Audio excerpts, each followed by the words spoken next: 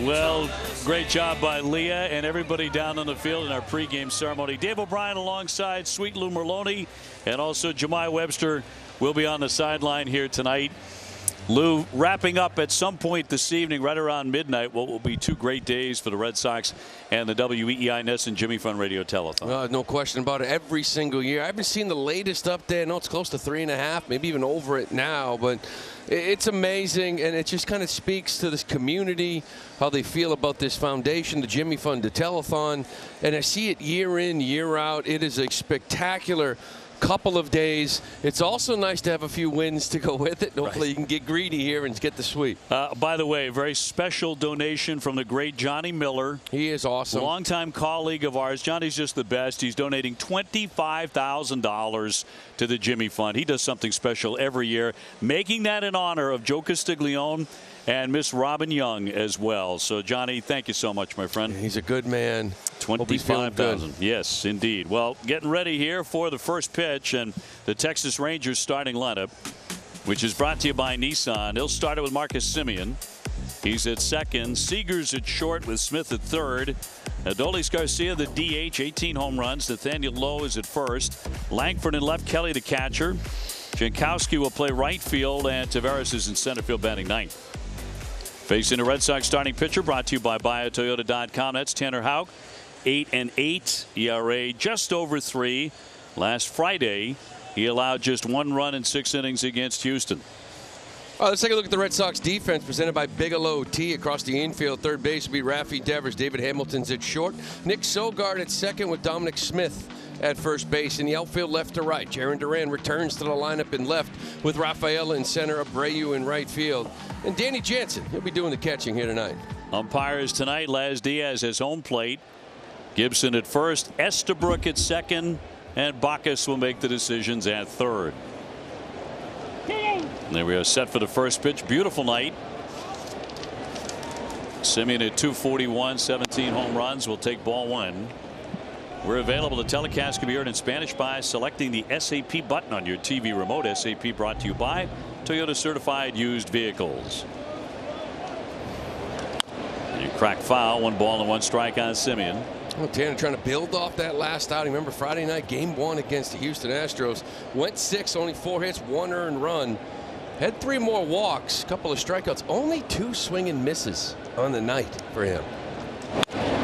That one driven down the left field line. He's going to hook it to the corner, and a fair ball. That'll clang around back to Duran. Into second is Semien. He's going to dive in there with a slide, and he is safe. He's got himself a double. And that's how the night begins for Texas. Yeah, and that's a pitch that has really struggled here. The last 7 outings, right? Go back to that Colorado outing when things started going haywire a little bit. Guy's hitting 366 off of his sweeper. Now, it was 191 before that. I mean, it was a put away, swing and miss, get ahead. And it just hasn't been happening. He hangs that one. Semien stays on it. Seager will take a ball. 275, 26 home runs. He is their top bat. 0 for 6 lifetime against Tanner Houck. Semien with the double.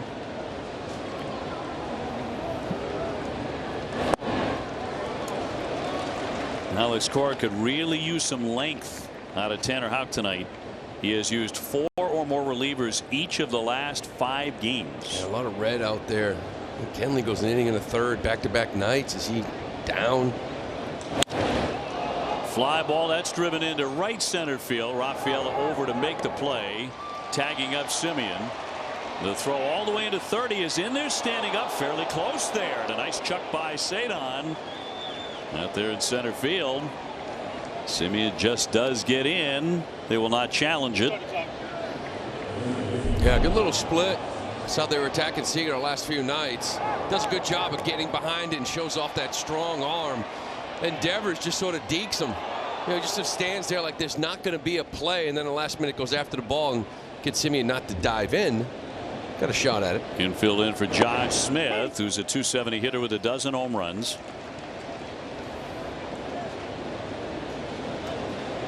Been a disappointing season in many respects for Texas. So far under 500. His season where it's 10 under 500 at the moment. Oh. Bruce Bochy, good to see Boch back. He got ejected last night. Yeah, you see this team 4-13 the last 17. Not really scoring much at all. The starter ERA, it's been a lot of injuries. Bullpen hasn't been much better. They're going to have to win 26 of their final 42 games to become the first defending world champion to finish below 500 since the 214 Red Sox. 9.5 back in the AL West coming into play in this one. And the 2-1 will miss away. That's the one thing with Tanner, right? The strike throwing. It goes back to earlier in his career. 10 pitches, 5 strikes here already. Only once has he gotten that first pitch strike in, and that's been a big difference too. Not getting ahead as often. 3-1. Bounding ball, runner trying to score. Dom Smith coming home. They got him. He is dead at the plate. On contact, Semien trying to score. He was out by 20 feet. That's a nice job by Dom. No need to rush it, right? You're in. Once you get that nice easy hop right at you, he does have a quick transfer to the bare hand. It's just kind of routine, but you're going to take this chance if you're Texas. They're struggling to score runs. 1 out, man on third. Forced the infield to make a play, but that was rather routine play for Dom, but he didn't panic. Here's Garcia with a runner at first base and 2 gone, so the double is quickly erased.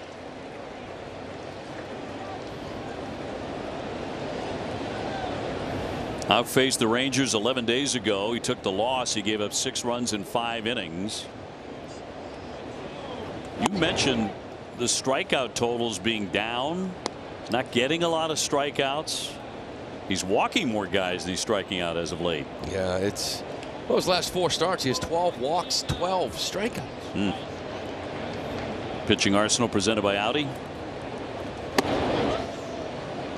And again, it's a couple of things when you look at when I watch him pitch. Number one, is he going to get strike one, right? First pitch strike percentage. The other one is called strikes, because he uses this slider a lot, 1-0, 2-0, breaking balls to get back into counts.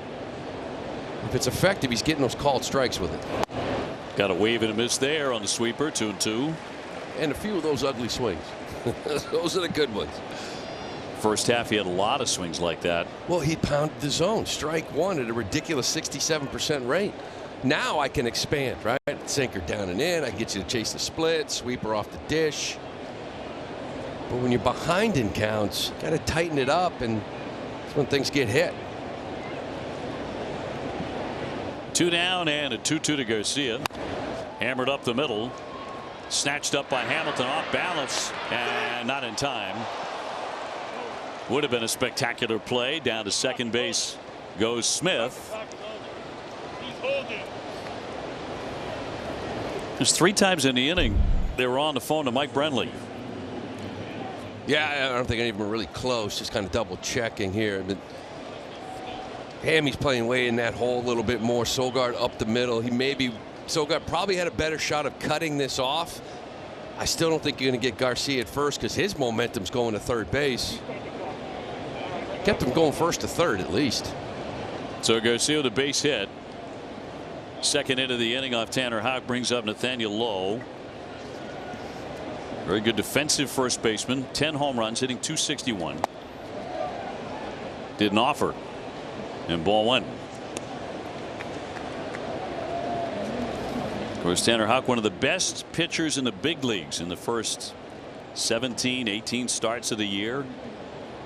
Had a .218 ERA through 16 starts. Led the American League in earned run average on June 29. But since then, 1-3, 540 earned run average over the last 7. The innings have piled up, and a lot of speculation about that in there for a strike. 2-1. Yeah, he's at 140 now. I think you got to go back to the minor leagues when you get to like 130, 106 last year. So the innings are piling. I still think it's mechanical for him. He's a big, strong guy.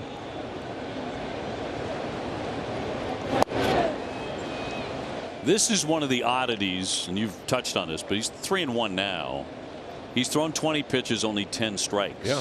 And the guy we saw make the All-Star team would constantly have 75% strikes all the time. Remember the Maddox, right? Complete game, easy. And this is the difference. This was Tanner Houck earlier in his career.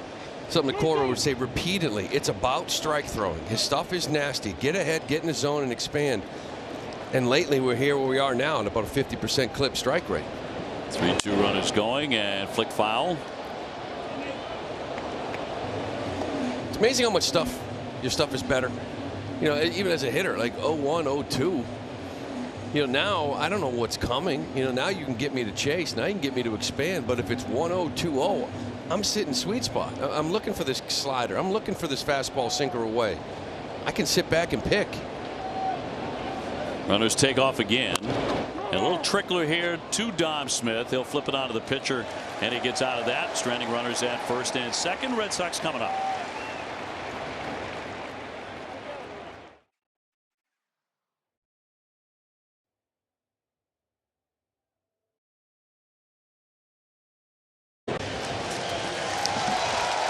Look at the Red Sox lineup brought to you by Plymouth Rock. It'll go Jarren Duran back in there. He's in left.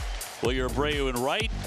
Yoshida the DH, then Devers at third. Jansen doing the catching. Dom Smith at first. Sogard at second. Rafaela playing center.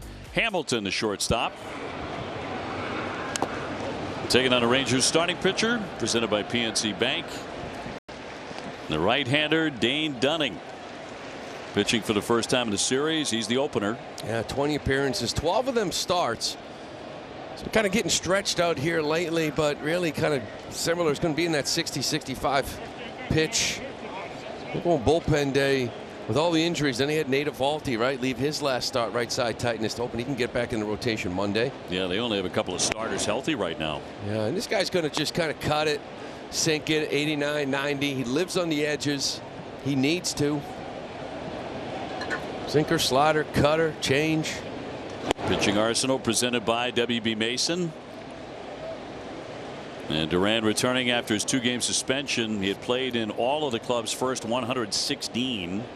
Yeah, righties is going to be pretty much sinker, slider. Lefties is going to go to that cutter and sinker and change up more.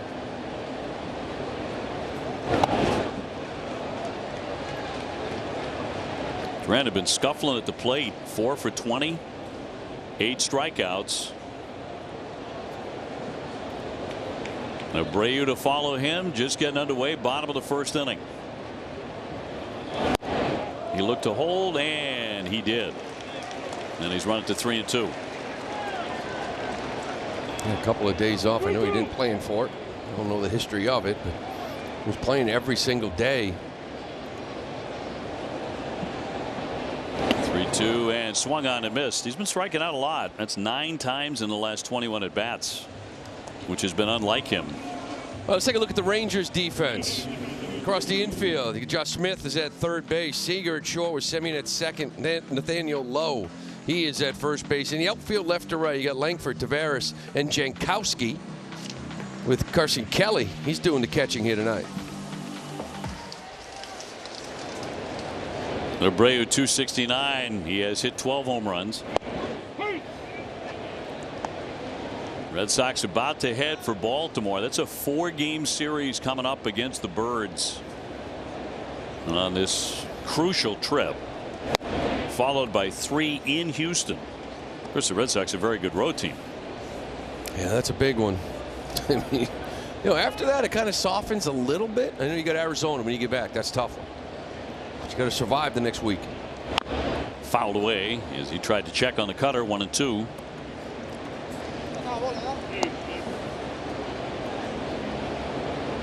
Kenley coming out of the bullpen last night.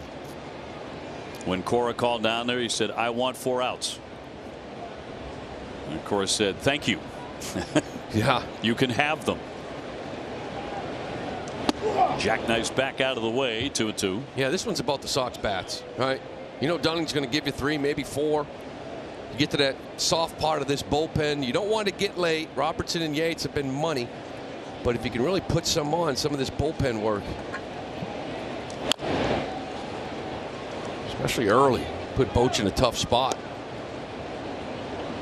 What do you think Boch did last night? Sitting back there watching the game. Do you like to kind of just sit back there and watch the last 3 innings with him just to talk and get his view of it? I really would. Now, I had him in 03. I went to the San Diego Padres. Never been in the National League. We didn't have interleague play. So learning the National League game, I couldn't have a better dude. Like, this guy was fantastic. Swinging a drive out to right field. Jankowski backing up though to make the play. 2 down. He's one of the great managers in baseball. Yeah. I'm talking about over the last 50 years. He's been that good. Yeah, I mean, I grew up in American League City. You know, didn't, as far as minor league play, there was none of it. And all of a sudden, I'm over there, and he's just like, hey, we may double switch here. I'm like, okay, we get a guy out, and I'm getting ready. And he's like, no, we got him out. We're not going to double switch now. We may pinch hit instead. I'm like, my head was spinning. I don't know where to go. I didn't know whether I was going in a game, coming out of a game. I had one game, like the first week. I didn't even play, and at the end, I just sat in my locker for a half hour. I was dizzy. There's a looper into right center field with a base hit. Masataka on with a 2-out single. That'll get the inning to Rafi Devers. Well, he has managed so many guys who just rave about him and what a terrific skipper he is. The championships are one thing, but the way he communicates the game, as you mentioned, a little base hit here by Yoshida. Yeah, he stays on that changeup nice, even just a little bit off the plate. You can see the fade that Dunning has on that changeup away to lefties. But you talk about learning the game. And he's just such a great teacher, too. He would talk to you about it. You know, he knew I came from the American League, never set foot in the National League. And kind of talk to you about strategies, when to double switch, why do you do it? Always 2 or 3 steps ahead. Big swing by Devers. Rafi has reached base in 18 straight, hitting .299, 25 homers. It's nice to see him last night. A couple of hits right out of the gate. Double off that wall again, getting back to left center. He wasn't a little 2 for 19 stretch. This is something you're not thrilled about, though. Lately, he's been doing this fairly frequently after he takes a big hack. An extra stretch there, a couple of extra seconds, and hits that one right back to the pitcher. Dunning will flip on to get him. 1 hit, 1 man left in the first inning.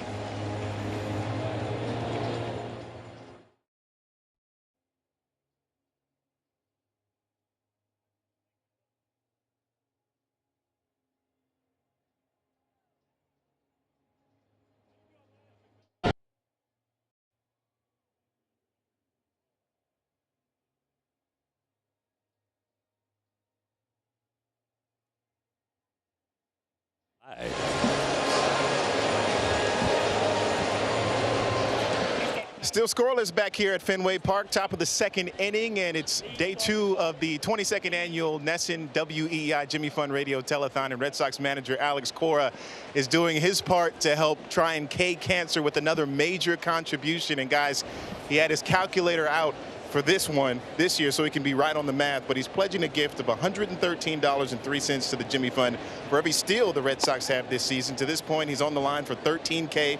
He said it's meaningful for him because, of course, he lost his father to cancer in 1998. With this team of burners, this could get costly. Red Sox reliever Liam Hendriks, also a cancer survivor. He planned his day around being a part of the day, spent all year spending time with the cancer patients, but he too was happy to share his story to provide a little bit of glimpse of hope that you can get through something like this. Jimmy, thank you very much. Langford going up against the wall, a wicked drive there, held to a base hit. It was hit so hard. It was pretty emotional for AC before the game. He was talking about his dad. Yeah, it was. Talking about how meaningful it would be for him and how much he loves baseball. And he did say he picked stolen bases because the dad would love to see the way they ran the bases. Plus, the manager gets to control that to some degree. As Kelly gets in and looks at a strike, he's a .250 hitter with 8 home runs. You know, Cora years ago hosting it, and it came on our show, and he did the same thing, like, you know, $113.13, right? 13's the number. And he picked a stat that he wanted to donate, similar situation, but he got the math wrong. And he said it, and I'm kind of looking at him, and I actually took my phone out. I'm like, Alex, you just donated $10.5 million. And he started laughing. The decimal points got messed up. Yeah, careful now. Yeah. You got a big new contract. Yeah. But I'm like, I don't think you. And he started laughing. We had a good time. retirement. He's settling at 10 to 15 grand. Very generous. Yes. His heart is in it. I'm talking to Trevor Story earlier today, of course, trying to rehab his way back, getting closer and closer. Watch him take some batting practice today. Count 2-2 here on Kelly. And just another one of those guys who just flat gets it. Yeah. You know, understands what the Jimmy Fund means, what Dana-Farber means, and how the Red Sox and Dana-Farber are intertwined. Yeah, I like to put him just in that good human category. Yes. Lucas Giolito was also on our set, and this has been a big miss for the Red Sox not to have this guy, obviously on the mound. That's one thing. I'm talking about off the mound. Boy, another first-class guy that was a pleasure to visit with today. That's going to be inside for ball 4. So trouble brewing here right away for Tanner. He got out of it in the first inning after allowing 2 hits. Now base hit and a walk, and 2 men aboard. Well, that's the one thing he did against Houston. Again, there were 3 walks, only a few hits, but he got a couple of huge double play ground balls, but again, as you saw, that first hit and the Langford, the one that he hit, that was another hanging sweeper, you know, middle of the plate. Loses Kelly. Got to get ahead right here. Langford at second, Kelly at first. Jankowski's just a 200 hitter. And he falls behind ball 1.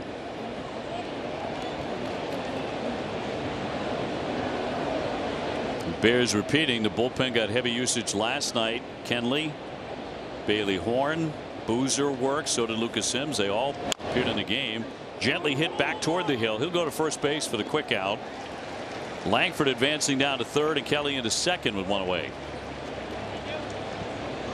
I was kind of wondering if Boch would bunt Jankowski. I mean, he's 0 for his last 10. He's hitting $154 his last 42. He lets him swing away, and he gets the same result. You bring up Giolito. Remember, that guy was brought in to be the workhorse, the veteran that's used to throwing innings. Right. Intends to be next year, based on our conversation today. Infield in, and Tavares will take a strike, hitting .229 with 9 home runs.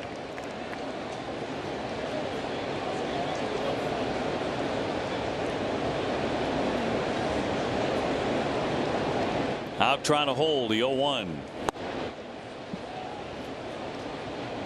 Tavares has only been up against him 1 time in his career, and that 1 time was a home run. This guy's killed him. Look at those numbers down in Texas, and 2 for 4 last night. A couple of home runs, back-to-back games, 6 for 14. Yeah, guy who can run too. He'll trickle that one foul. Second and third, infield in, 1 out. They're going to go on contact. That's the dead giveaway too. The minute ball hits the bat, Langford takes off in a foul ball. So the infield well aware of it. Time granted here. Texas has already had a man cut down at home plate on a contact play. That happened in the first.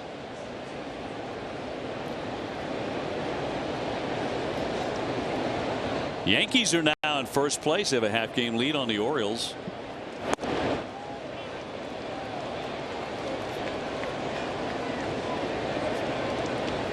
Tanner's been missing a lot too. That's why I say it's mechanically too. Missing that glove side, the split down there, the slider can't come back to the plate, the sinker away off the plate. 2-2, fly ball left field. Duran sizing that one up. Langford with the tag. Here comes the throw, and that's going to be offline, getting by the catcher. The run is in, and another man will move up to third base. Kelly down to third. With 2 down and 1-0 Texas. Tavares will pick up his 40th RBI on a sac fly. Yeah, it's a good split, good location. Give Tavares some credit to get enough of it out there. Durant with a good strong throw, just right into the runner. These are one of those kind of hard luck errors. So I'm sure that's going to give it an error to get Carson Kelly over to third base. Have to account for that runner moving up. And now Semien, who doubled to start the game. 3 for 12 in his career against Houck. That's a rifle shot into center, coming on to Rafaela to make the play. There's been some hard hit balls early, and 1-0 Texas.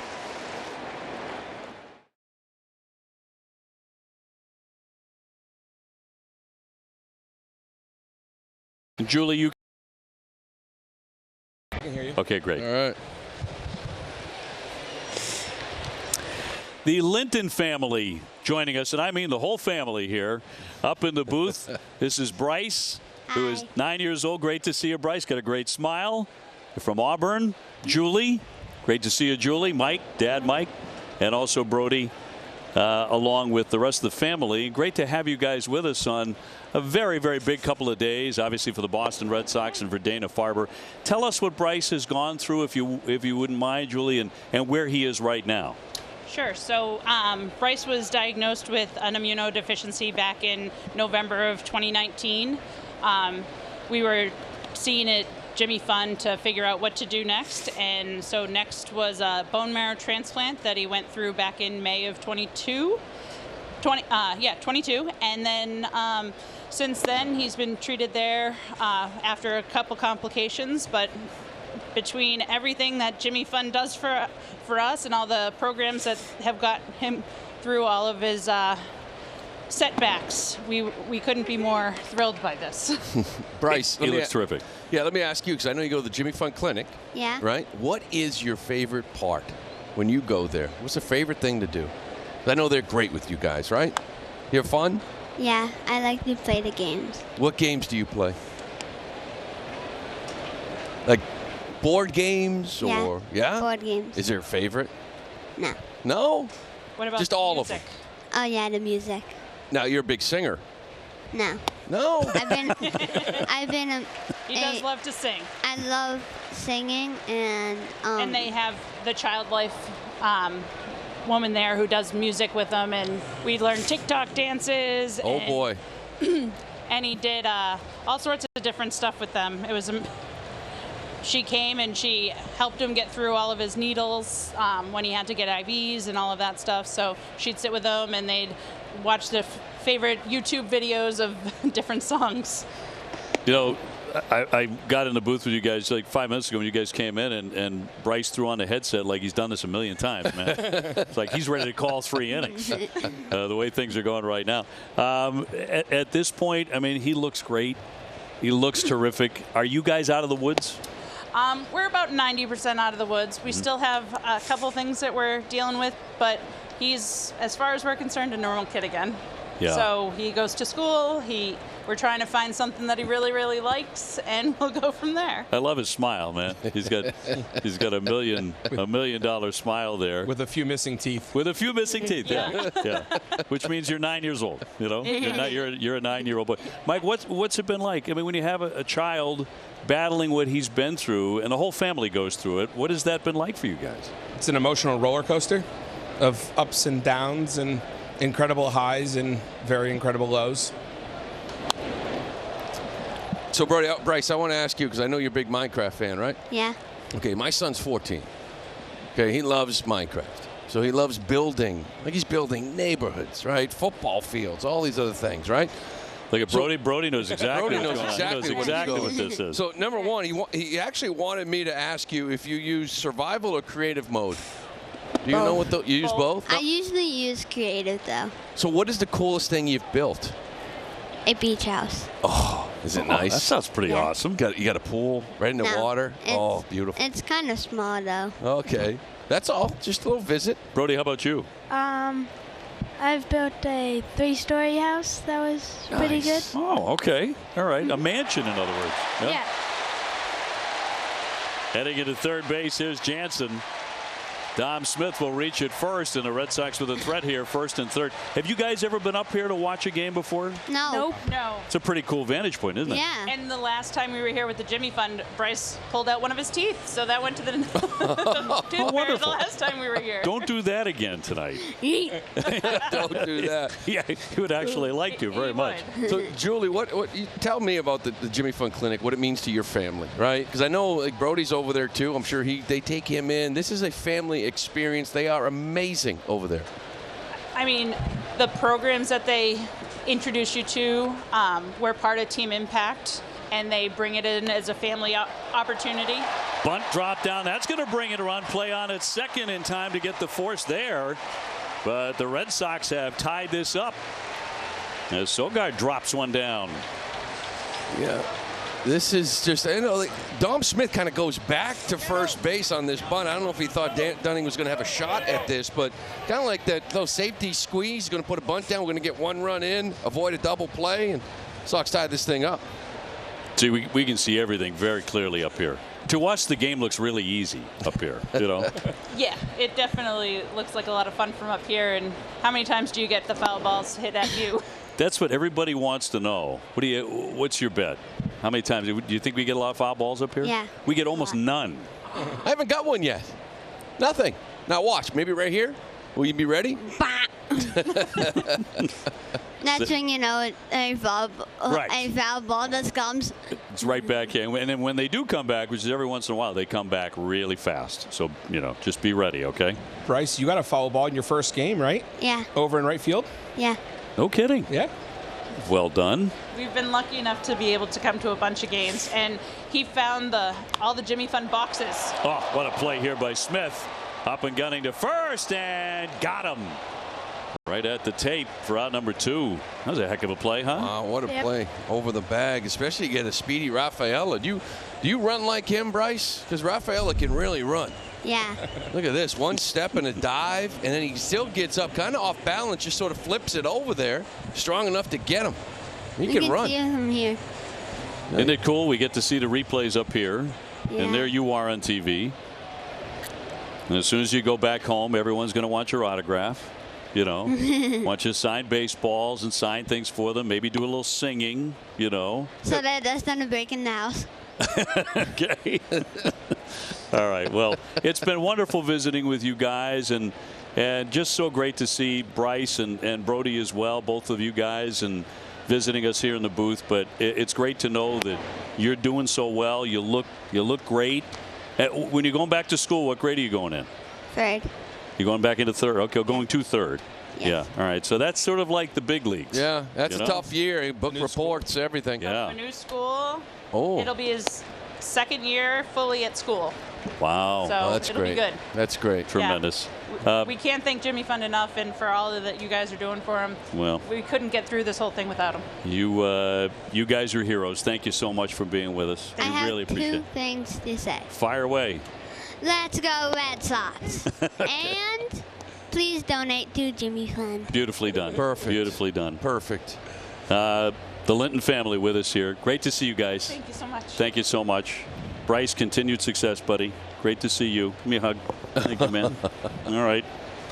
See you soon. Base hit into right field off the bat of Hamilton. And the Red Sox are going to take the lead as the run comes in to score. So you guys are bringing us good luck. I like it. Sox are trailing 1-0. They walked in the door. Now 2-1, getting Dunning a little bit here. Nice job by Hamilton. Let's go Sox. There you go. Just need a little cheer. Worked. So the Sox grab a 2-1 lead. Top of the order will be Duran next. The Red Sox now with 3 hits. The inning began well. A walk by Jansen. Dom Smith the base hit. Now Hamilton with the RBI single. Hamilton looks like a different hitter since took 3 or 4 days off. 2 outs. He's going to go here easily, right? 30 stolen bases and a ball to Duran. You got to challenge it. 2 outs. Leadoff hitters leading off if you get thrown out, but getting 30 bags. Only been caught 4 times. Pick the right pitch. Get in scoring position. And flick foul to make it 1 ball and 1 strike on Duran. Dunning's doing a nice job with that slide step. He's quick to the plate, making it hard for Hamilton to time it up. The Rangers, as mentioned, only with a couple of healthy starters right now. Nathan Eovaldi nursing some side soreness, and John Gray and Max Scherzer both out on the IL right now. So their tailspin mainly because of that, where they have dropped to 10 games under 500. Dunning up to 40. I was mentioning if you can get him out early, you can really get to that soft part of that bullpen. Oh. Hamilton hopping. Does not go, and it's 2-1. Baltimore underway in the game against Washington. No score in the first inning. The Orioles have dipped a half game behind the Yankees in the American League East. Sox right now at 6.5 off the pace.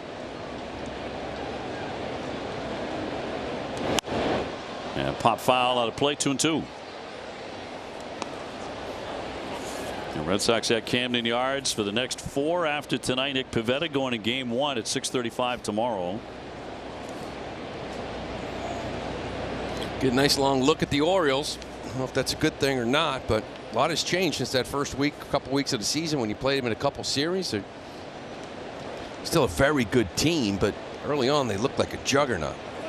Hamilton goes swung on a miss for strike 3 to retire the side, but the Red Sox do get 2 on top, 2-1 after a pair.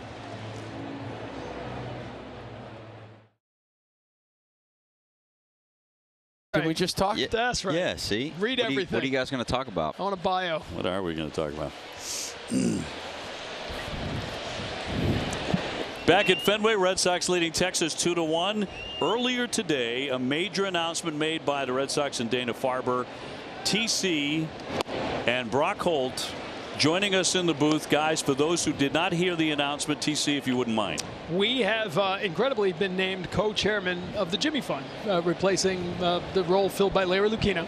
Congratulations to you both. Thank you. Very, very huge honor. You know, obviously, time playing here in Boston, and you get to you learn how important the Jimmy Fund is to the Red Sox and to the city of Boston. You know, when they came and asked me, it was a pretty huge honor that I'm very thankful to have, and gives me a reason to come back and visit from time to time. I'm glad we gave you yet another reason, but I can't think of a better choice than the two of you guys, and you're going to double team this. Yeah, the list of events he has to go to is incredibly long, and there's a couple things I'll go to each year. It was just that Sam Kennedy, reached out to me and said, listen, Brock would love to do this, but he's got to find the right person to do it with him. Larry Lucchino joked with Sam Kennedy before he passed away. He said, it'll take more than one person to replace me. Is that he's right? Absolutely right. Yeah. Oh, that's pretty but cool. this role, it absolutely is, and I think both of us with our, he's raising a family and we've got jobs to do still. But this will allow both of us to give the dedication and the time to raise the money for the Jimmy Fund. So I'm really excited. Yeah, and TC, for me the whole time, Mike Andrews was the guy, right? Smith shooting this one back to the green.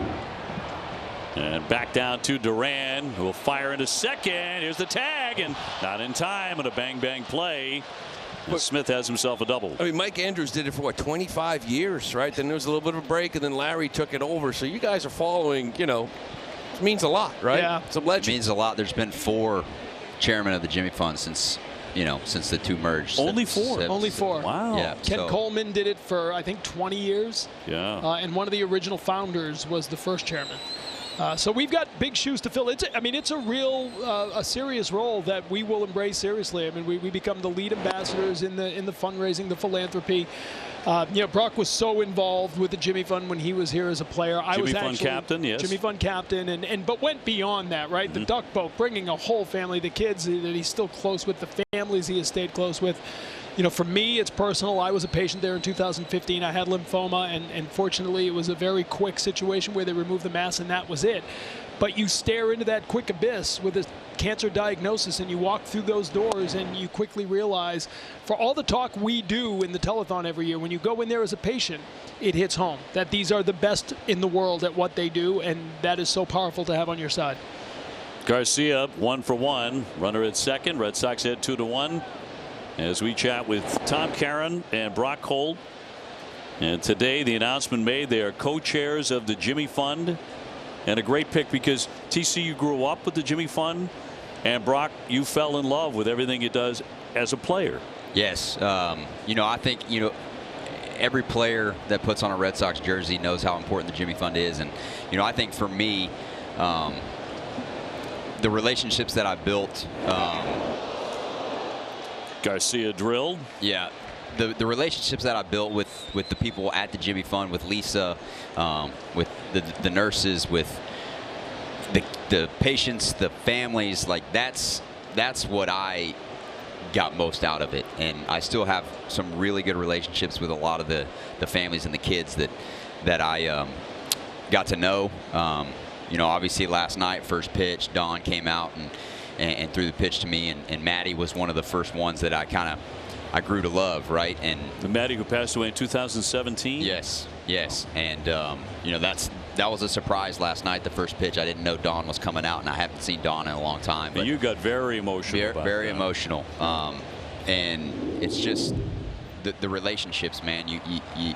That's what life's about, and I feel like this role gives me an opportunity to build more of those relationships. And I'm not a scientist, I'm not a doctor, I can't cure cancer, but I can love on the kids and love on the families and be good to them, you know, and I feel like that can do sometimes just as much as the other stuff. Oh, sure. Well, I know it means a lot to the area around here, and you're always a fan favorite. You know, and I look at now like a guy like Garrett Whitlock, he's the captain down there, and it's almost like the good human club. Like, you guys are just good humans, you know, and you always talk about how this means to you, how much it means to you. And here you are now, actually, it's not just words. Like, with this new position now, I think it's fantastic. I know everybody is excited that you are involved as much as you are.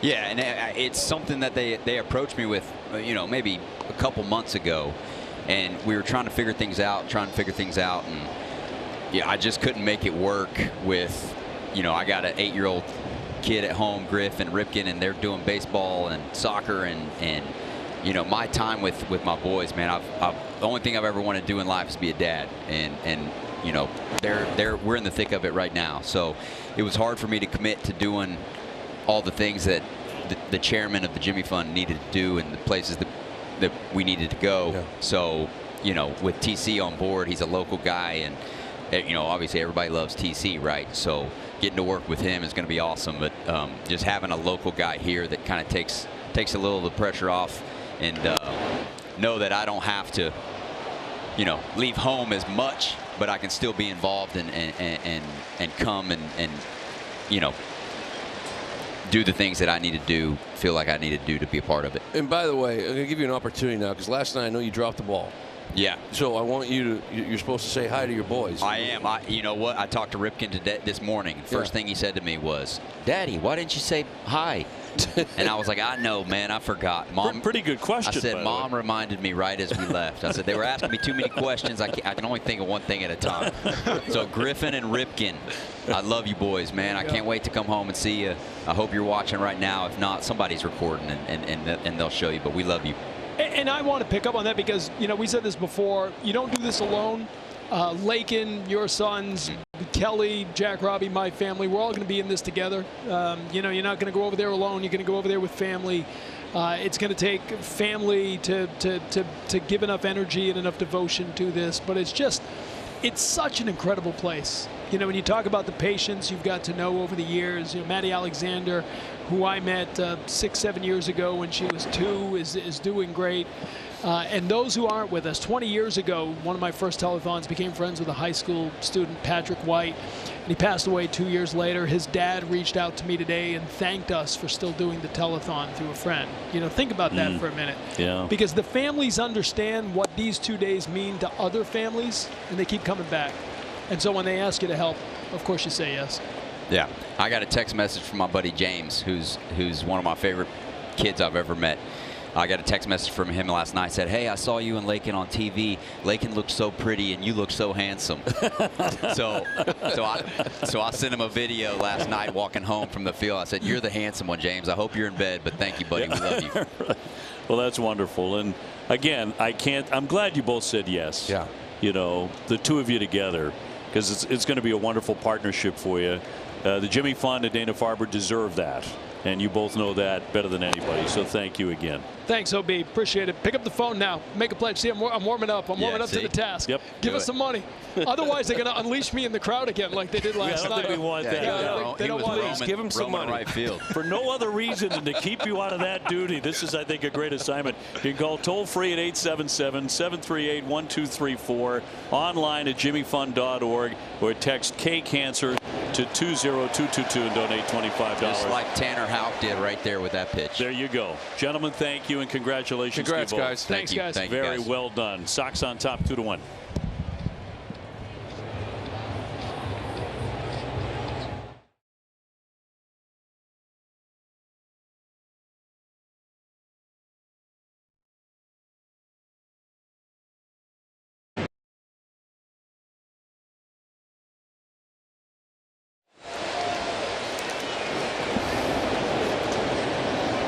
The Red Sox up here with a 2-1 lead against Texas. And William Abreu leading things off. Dave O'Brien alongside Lou Merloni.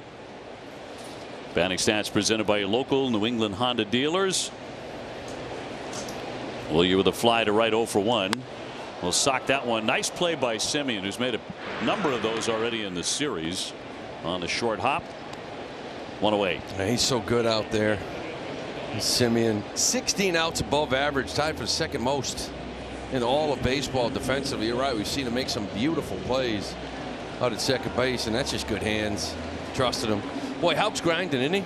58 pitches through 3, kind of getting through, only 1 on the board, but not a lot of strikes. Missing with his fastball a lot. Only 9 strikes and 23 sinkers thrown. Like, that's like your money, right? The fastball, command that. Sure. Can't find that pitch. So the base hit, first time up, high fly to center field. Taveras right there at the base of the wall. And 2 down. In front of Rafi Devers. Mentioned Kansas City won the game earlier, 4-1 against Minnesota. So at the moment they lead the Sox in that third wild card position by a game and a half, pending the outcome of this. Well, if you can pull this one out, you'll gain a couple games in Kansas City. You'll gain 1 game on Minnesota. Keep them both close. And heading for the road. Tough string of games coming up. Red Sox have heard that before. And so many times this season have responded very positively. Like, listening to Core before the game, looks like Pavetta's ready to go. He skipped his start. Hopefully they get the same look that they're looking for by doing that. And Cooper Criswell threw a bullpen, I think it was today or yesterday. All signs look good for him as well to go, I believe on Friday. Going to Baltimore, Pavetta, Criswell, Bale, Crawford. Rafi with a massive swing and a miss on a 87-mile-an-hour pitch, 2-2. I don't like these timeouts. No. Normally he takes timeouts to kind of gather his mind, but that swing there, you can see that's the right shoulder. That's the one he banged up in Colorado. The second time in as many at bats he's done that here tonight. He'll poke that one foul. Go back to that swing. Yeah, watch how he drops the bat. See right there? He just lets go with his right hand, holds it with his left. And he kind of moves that around. He moves things around so much at the plate, you know, but when the timeout's usually a mental break. Tonight it looks like it's more like, give me a minute here. Popped up. Smith will be called off by Langford, and that will retire the side. Red Sox go quickly in the third.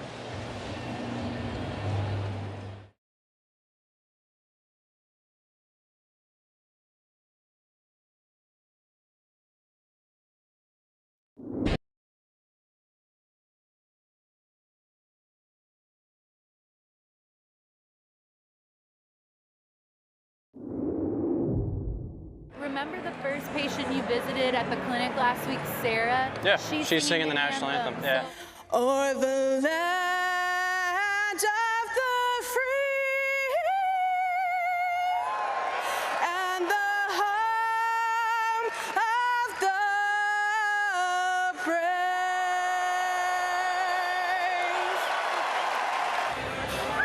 brave. You crushed that. Thank you so much. That was really impressive. Mom, this is Garrett. This is my mom. Hey, how are you doing? Awesome. Garrett Whitlock. Pleasure to meet you.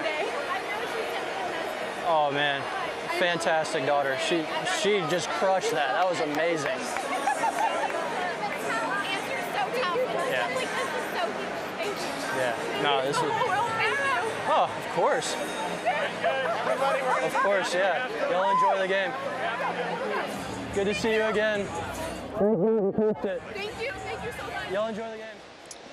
I think we've been saying it for several years, right? That one of the best people you'll meet in baseball is Garrett Whitlock. Yeah. You know, wearing that microphone. He's dead on, by the way, about Sarah Laffey. What a great job on the anthem tonight. It was fantastic. She did a great job. But you're right about Gary. He's been through a lot, right? Off the field, on the field. That's a great little peek into, you know, exactly what he's like. High and tight here on Kelly. Sox on top 2-1. Yeah, Tanner loses glove side again. Another 3-2 count. Just grinding through this thing, trying to keep his team in it.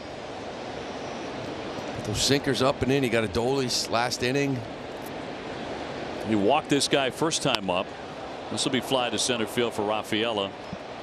And Cedon in on it a bit. 4-out number 1 here in the 4th. Red Sox Foundation is guaranteeing a jackpot of $50,000 for the 50-50 raffle. Buy tickets at redsox.com/5050 through the 6th inning of tonight's game for the chance to win half the net jackpot. Proceeds benefit the foundation and the Jimmy Fund. See official rules for full details. Look at that, it's 51-2 already. I like it. Words were right out of your mouth. In there for a strike on Jankowski. We don't need at least 50. We're going over.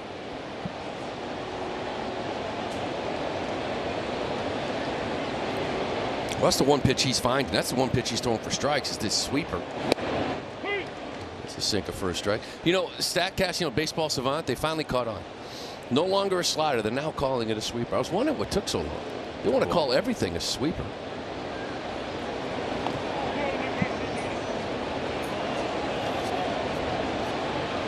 Well, that one gets him. And Jankowski will take his base. It's the second hit batsman for Tanner Houck in the game. Also walked him. He's had plenty of traffic. Yeah, and he's executing enough to kind of keep this thing where it needs to be. That's that sweeper I was talking about that he's really controlled well here tonight. Obviously not there, but that sweeper at least 86% strike rate so far in this one. Having trouble with that split, losing it glove side. This is a different guy we're watching. Tanner Houck. Yeah, he's fighting it. 68 pitches, only 38 strikes. There it is again. Wild one there. Was snared by Jansen. This was part of the whole streamlining mechanics, right? Getting all the way to the first base side of the rubber. Changing that delivery a little bit to try to be more consistent. But here tonight, some of the old habits coming back. In for a strike on Taveras. He's fighting to find the consistency. I think it's a great point you make, drawing the comparison to this is Tanner Houck a year ago, 2 years ago. Good enough stuff to get out of jams. Yep. But puts himself in jams, right, with some walks and too many pitches, right? Bounding ball. Raffy's got that. Fires in. Whoa, what a nice turn by Sogard. Going across the bag and making the play. Great timing there to turn the double play, as you said, to get out of the inning. Fantastic. Throwing the ball, leading him as he's getting to the bag. So you got to.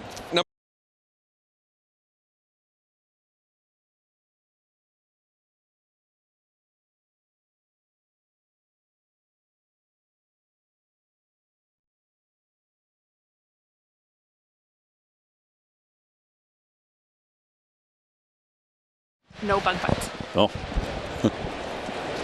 And we are back at Fenway. Red Sox on top 2-1 after a nifty double play as we go to the bottom half of the 4th inning. Kristen Vandergeer is joining us. Bounding ball to short. And a quick out. Jansen retired. Kristen, you are 43 years old, and I said I wouldn't mention that. That's okay. I'm all right. I own it. It's okay. Tell us about your cancer journey. It says you experienced stomach pain since you were a teenager.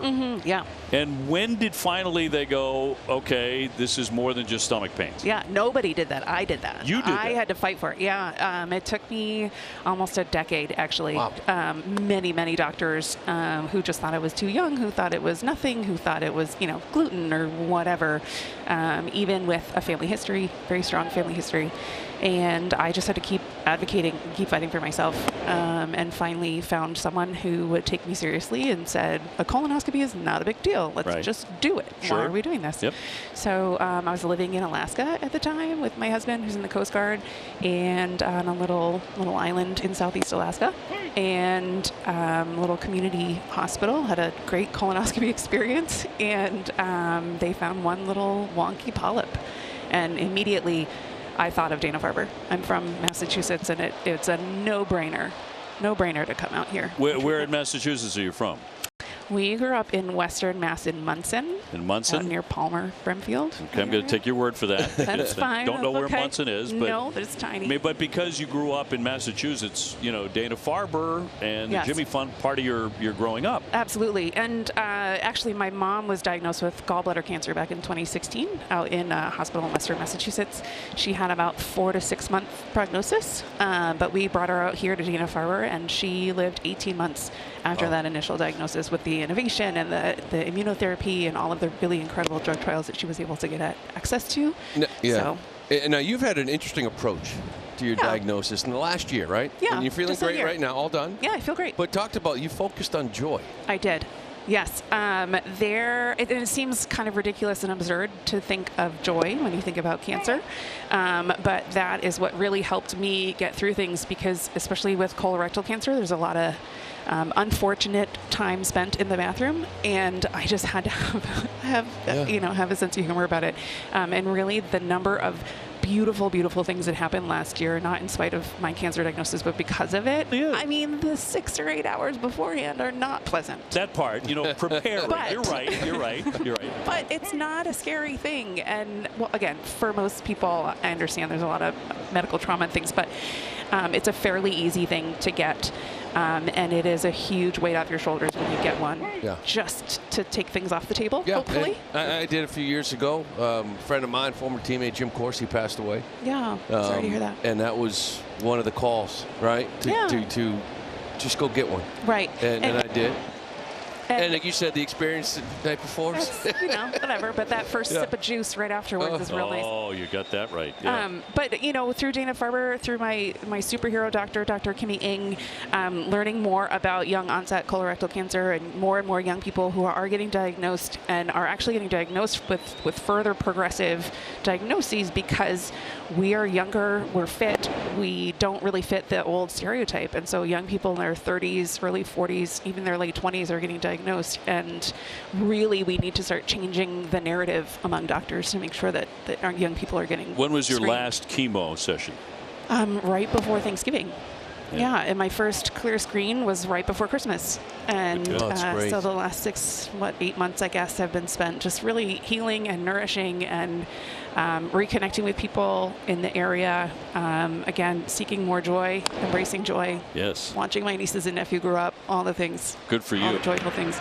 And keep on living in great places like Alaska and Hawaii. And I know. your whole family. It's part of the ride with the Coast Guard. I never know where we're going to go. So let's go someplace fun, right? Well, I got to tell you, Kristen, it's been a pleasure meeting Sure you and your whole family. I know as many of them are here and just overjoyed with everything that's gone right here. Yes. And, you know, God bless you.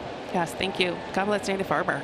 Absolutely. God bless Dana-Farber. We said that about 100 times in the last Absolutely. 48 hours. Little ground ball flipped to first in time for out number 3. Go get your colonoscopies. Great advice. Thanks so much for joining us. Absolutely. Thanks, Thank Kristen.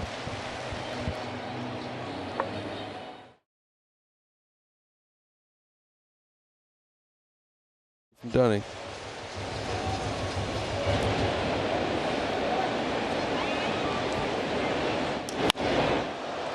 Fly ball here by Cedar Rafaela to begin the bottom of the 5th inning, and Jankowski will make the catch. Red Sox in front here 2-1.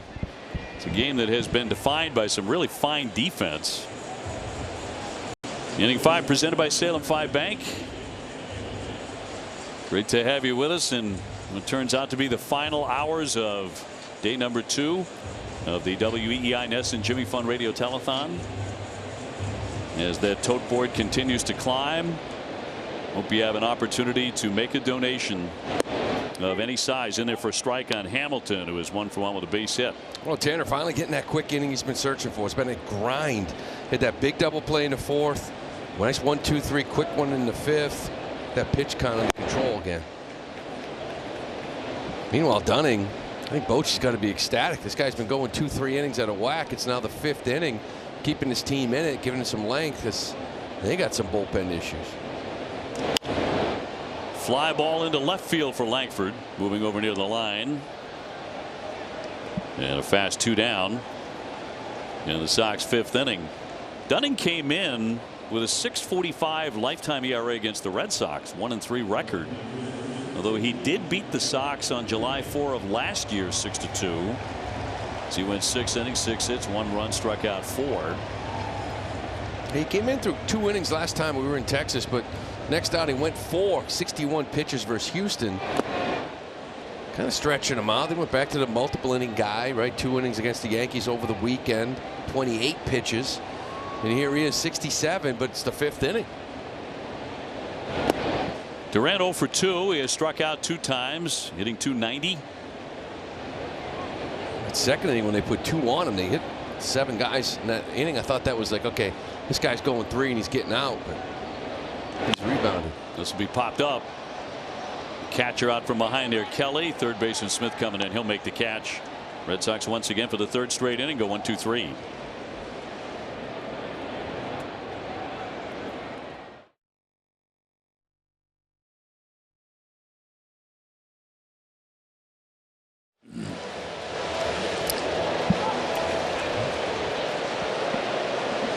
Two-1 Red Sox here in the 6th, and some might look at Dom Smith as a bridge to Tristan Casas, but as Will Middlebrooks pointed out, the last series, guys, he's earned his place among the 26, especially with his sure-handed defense at first base. I actually talked with Red Sox infield instructor and first base coach Andy Fox about him, and he told me that he's done a great job. His ability to pick has been impressive. He's a soft-handed guy. Made that great play that last half inning. And he said he's really done a good job moving his feet. The work he's done around the bag as well, able to pick up his teammates at times.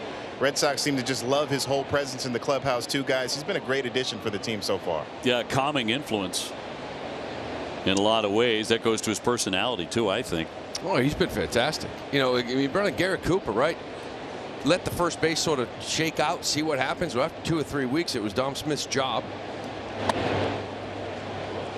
And you know, you look at him, last 56 games, you know, he's hitting .264, OPS over 800. You know, so it's not a black hole by any means, and defensively he's been great. He had a couple mishaps there in like a week span defensively where he missed a couple balls in the air, and it was so uncharacteristic because he's very smooth over there at first base, glove to hand especially, you know, throwing the ball to first. 2-1 to Garcia. He'll flick it foul. Been hit by a pitch and singled. Well, we mentioned it's been a grind for Tanner. Last inning, nice 1-2-3, but that's the pitch he's had all night, throwing at 80% strike rate. The sweeper. Last outing only had 2 swing and misses the whole game. He's got 5 on the sweeper here tonight already. Just a bit low. 3-2. And 6 called strikes with it. Like I said, that's like a number I always look at with him. He uses it 1-0 to get ahead in counts, back into counts. It's been a good pitch for him tonight. Payoff to Garcia, and he'll drill this one high and deep to left field, heading up. That ball gone. Adolis Garcia with number 19, and he's tied it at 2-2 with a blast up into the monster seats.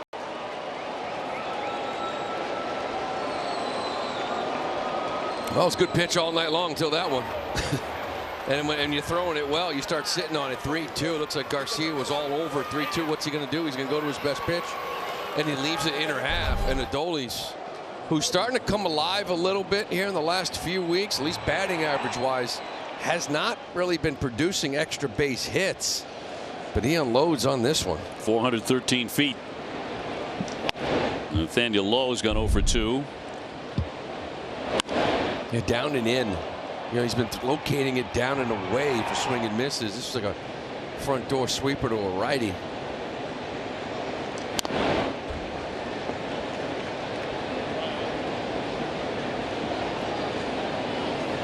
Take a look at that pitch location on the blast. See where Danny's lined up? Look where it ends up. We're lining up for outer half where it's been all night. This is just a poorly, you know, as far as execution, location where he wanted it. Comebacker. Houck will lob on in time to get him for the first out of the inning.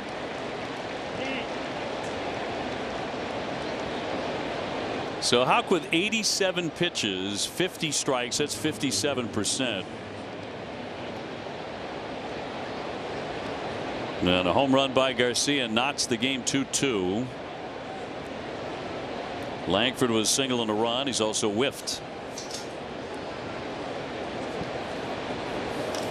And the rookie will drill that one the other way, but Abreu doesn't have to move very much. 2 down. Carson Kelly will be next. Red Sox have won back-to-back games after a 4-game losing skid, trying for a sweep tonight. Tanner giving Cora what he wants, right? Give me 6, keep me in this game, 2-2. Really, look at the offense. 3 hits of Dunning, right? Spot starter. Yep. Let him go 5. Looks like they're going to let him go 6. Been a surprise on the offensive side, at least so far. The Sox will have up Abreu, Yoshida, and Devers when we go to the bottom of the 6th.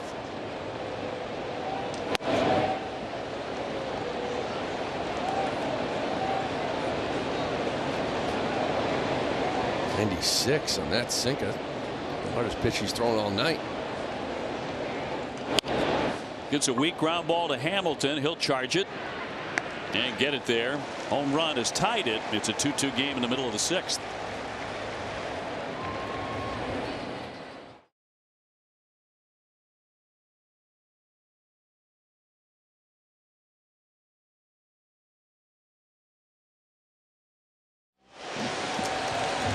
We take a look at FanDuel's same game parlay. You can bet $5 and win $58.44. Last half of the 6th inning, 2-2 tie after the Garcia home run of the Monster Seats. And no action in that pen either for the Sox. Tanner sitting at 91. They can stretch out to the 7th. In the 8-9-1-2. Cutter Crawford held his 67 pitches last night. So it was a heavy night again for the bullpen. Abreu has gone 0 for 2. He's flied out and grounded out. Then it's Yoshida, then Devers. Red Sox trying to retake the lead here against Texas. And a high drive into right center field. That is back there sailing. She is gone. Willier will touch them all. That didn't take long, and the Red Sox are in front again 3-2. Well, that's what you're looking for here, right? This guy's to the end. Might be his last inning. Love to put a couple on. Don't let him get stretched out. Don't let him steal a 6th inning on you, and Willier comes out. He just looked like a little changeup, and he just sort of sat back on and drove. I tell you, this guy, fastballs, there's some swing and miss. Changeups, he's murdering. Breaking balls is the way teams are attacking him lately. That batting average on breaking balls down a bit, but you hang a little changeup, get a fastball he can handle. He got a lot of pop. Well, this is just a sinker. A little up in the zone. He launches it. He leaves the box like he wasn't sure he got it. This thing went over the Sox bullpen. Oh, yeah. Yeah, that Red Sox home run brought to you by Audi. Visit your New England Audi dealer today. His 13th. Charlie with a nice catch in the hat. Yes. Bullpen catcher out there. 3-2 Boston. Mike Maddox, the pitching coach out there, to buy some time for his pen to get ready. One would guess, and he's going to turn and walk back for the dugout. Yoshida will climb in next. He got Chafin up. Boy, it's been a struggle the last couple of outings. Remember, he came in the other night, couldn't throw a strike, walked in a couple of runs.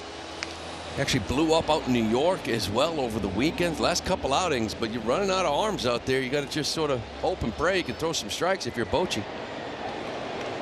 Massa base hit in first inning. He has also fly to center. Charlie, the bullpen catcher, got some work in today. Caught Liam Hendricks through live, his 3rd and then final live BP. He'll probably go in a rehab start. Which, by the way, is an entertaining task. 100%. Not only because Liam is so entertaining naturally with what he throws, but because there's that whole other side of his personality. And he's long been one of those guys who will shout out stuff, and it's directed at him. It's not directed at anybody else. But he can get colorful. Yeah, on the mound throwing to, was it Gasper and Romy Gonzalez, but the crowd behind home plate, you know, child friendly, right? Jimmy Fun Day, a lot of kids down there, so it was a little PG-13 for Liam's. I've caught the first 2 ones, and boy, if he misses a spot, you can hear it. Bounder up the middle, off the glove of Seager. He couldn't quite reach it. That'll be a base hit for Massa. Yoshida aboard for the 2nd time. He is 2 for 3. And Bochy's coming out. So they needed some time to get Chafin ready. Apparently he is now. Red Sox with back-to-back hits in this inning to knock out Dunning finally. Well, he gave Bochy probably more than he bargained for tonight, but the Red Sox are in front 3-2. We'll take the break as they go to the bullpen, and we'll have more in a moment from Fenway. Sullivan Tire and Auto Service, we're always here to get you there. Here comes Chafin, the lefty. I mentioned he's had a tough go of it lately out in New York over the weekend. Now listen, it's happened before, right? But Soto, Judge went back-to-back in a one-run loss, and then the other night walked 4 without getting it out. Now 2 of them were intentional, but walked in 2 runs after that. Raffy first man to test him. He's gone 0 for 2.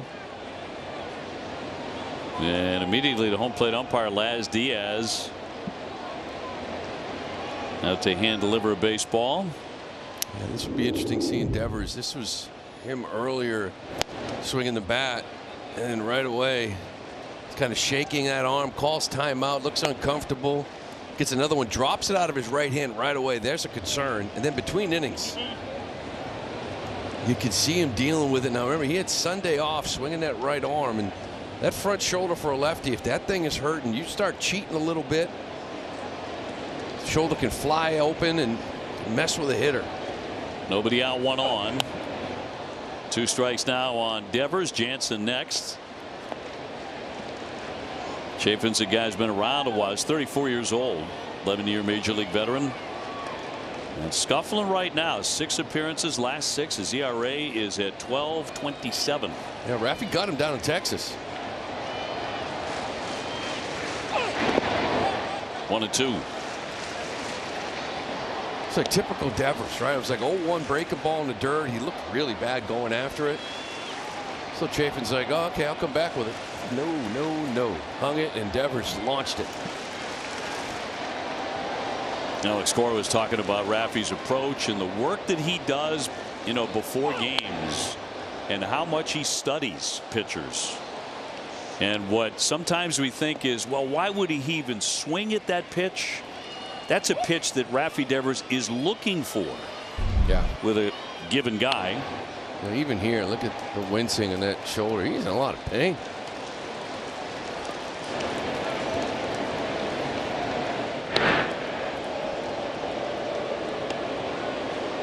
That's the shoulder, the right shoulder. That's the one that he hurt in Colorado when he dove for the ball.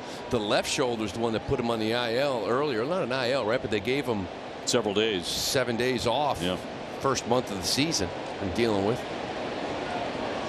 1-2, and he's going to drive that one into right center field down for a base hit. Massa rounds on his way into third. He'll reach safely. Red Sox with 3 consecutive hits.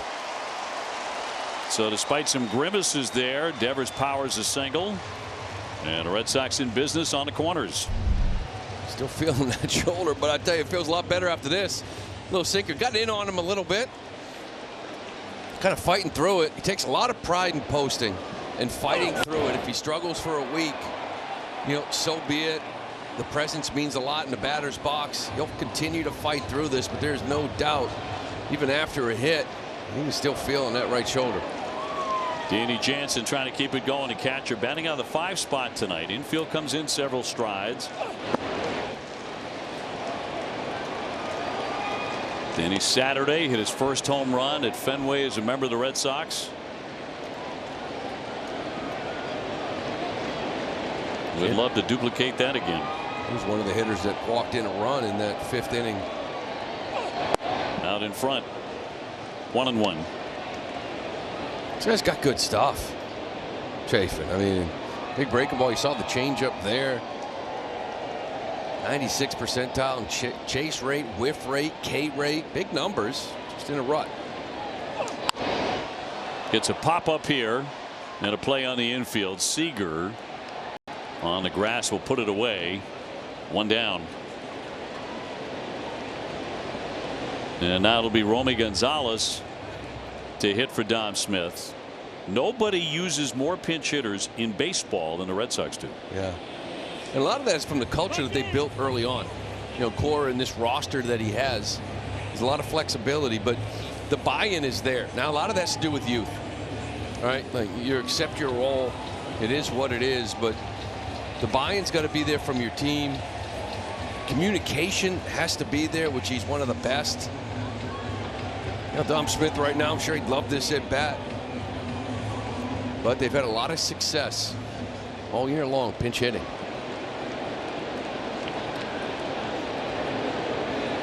Dom went 1 for 2 in there for a strike. Romy at 270 with 4 home runs. Well, your Abreu has ripped a home run in the inning. Red Sox back in front. Now trying to add to that lead. Good stop here by Kelly. Red Sox have gone ahead and hit 6-5. It's a big spot here to expand. They talk about the pinch hitters, 3rd in on-base percentage, 4th in OPS, 5th in average and slugging. They do it a lot, but they're successful.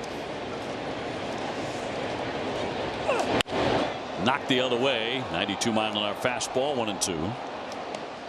Nothing makes the manager look better, huh? You know, you pitch hit guy, make this decision. If Romy comes up with a knock, it's what a great call. He's a genius. If he hits into a double play, what is he thinking? What on earth is he thinking? 2-2. And Dom a cheerleader now. Yeah, you see that support.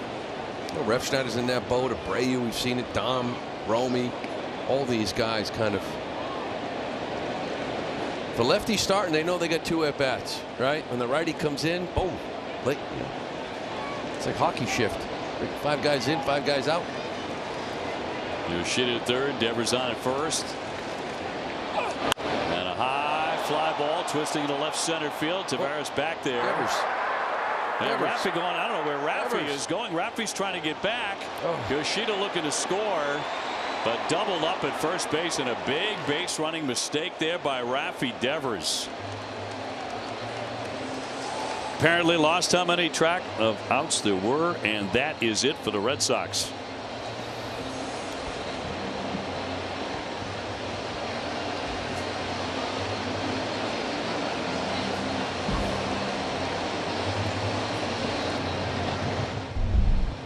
Oh, yeah, you see Devers. He thought it was 2 outs.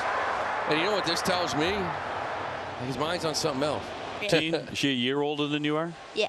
Okay. Yeah, Romy's at first. Yeah. Romy.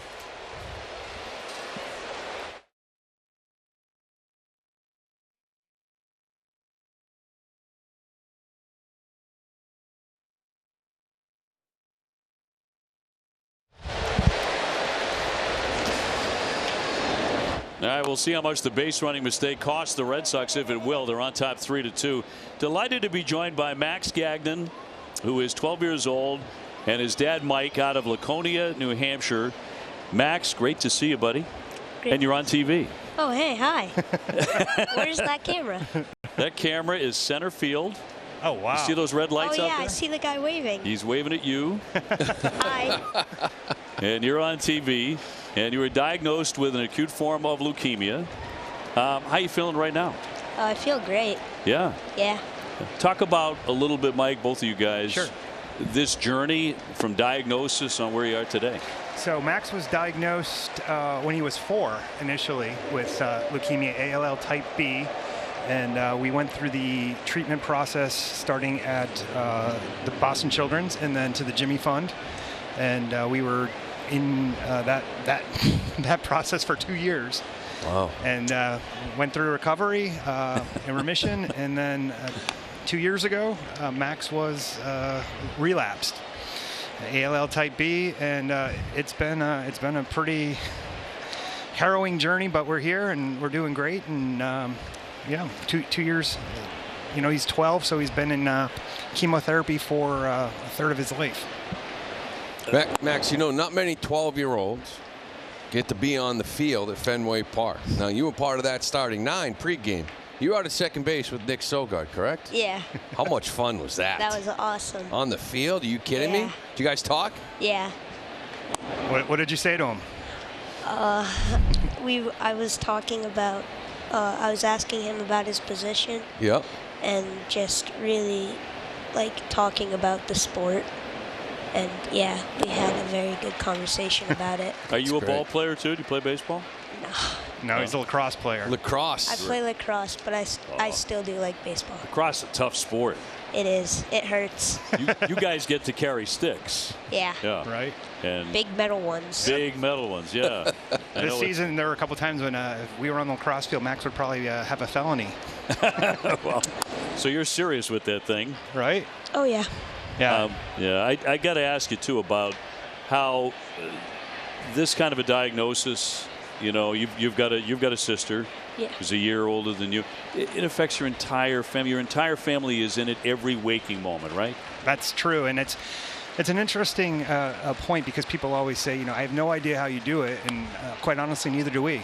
We have no idea. You just do it, right? And we had a immunotherapy called blinatumomab, and so Max had a backpack with a chemo pump, and he had a PICC line, and he was on that 24/7 for 30 days. Oh my! Yeah, so I mean, he was going to school with a backpack with a chemo pump, and we did that 3 times? Yeah. And every other day we had to come to Boston. Yeah, and so we were traveling every other day to Boston to get the bag changed out. Wow. So it was that was interesting, and I can't believe it. No wonder you're a lacrosse player. I mean, you're as tough as nails, man. Yeah. Right. But you know, as soon as you said that, Mike, you know, he was like, "Oh man." I know he was not thrilled. Don't with that bring story. that up again. Yeah. I didn't sleep very good with it because it kept waking me up because the coil would get all tangled in my bed. Oh boy. Yeah. Little ground ball here. Hamilton will handle that into second to get the force play and out number 2. So Max, tell me, I know you're over at the Jimmy Fund Clinic. What makes that place special to you? Everybody's really, really nice. They've told me what we're gonna do and how we're gonna do it, and I know what's happening before it happens, which I really like. And they're also they do fun stuff for me. Like, I've come to 2 games before, 2 or 3. This will be the 3rd time that we've been here from the Jimmy Fund, which is amazing. And they gave me WWE tickets, but Wow. Nice. Yep. What was the big event? Was there a main event in that one? Well, Max wasn't a big WWE fan. So Was Dad? No. Well, not necessarily, but he said, you know, I think that there's some kids that would benefit more from this. So they would enjoy it more and so know what's happening. Yeah, so he asked them to pass them on to someone else. Oh, that's great. Very, very sweet of you. One of the first things you said when you get up here is, "Hey, I like the view." I do. I can see everything. Right. You like the view, so maybe you'll come back and visit us again. Oh yeah, All I'll right. do that. Do you think? What I love about Max, he does not lack for confidence. Well, that's Isn't fair. that terrific? Yeah, no, it is. I've been told my ego is very large. Well, so have we. You're in the right place, Max. Okay, I'll come back. You're welcome back anytime you want. Okay. You know, that's actually a good story because last year the Jimmy Fund brought us to a MLS game. Yeah. And Max had to walk out onto the field, and I forget who you were with, but he said to the player that he was walking on the field with, "Hey, we won our game last night. You better win today." Right? I think Max, man. I love it. I'm not sure. He's an emerging sports announcer. I guarantee it. Well, there you go. You know, might I recommend Syracuse University, by the way, the Newhouse School of Communications. Okay.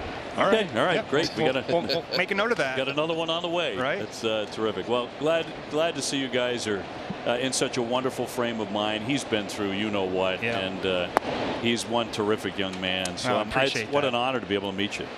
Thank you for having me. Great to have you. Great meeting you, Max. Very kind of you guys to say that. Thank you. And as we said, come back anytime you like, and this is your seat right here. Okay. All right? You got it, Max. Mike, thank you very much. You're very welcome. Thank you. Great to see you. We really appreciate Thanks, you. Mike. Good Thank luck you. to the family. You guys are the best. Thank you.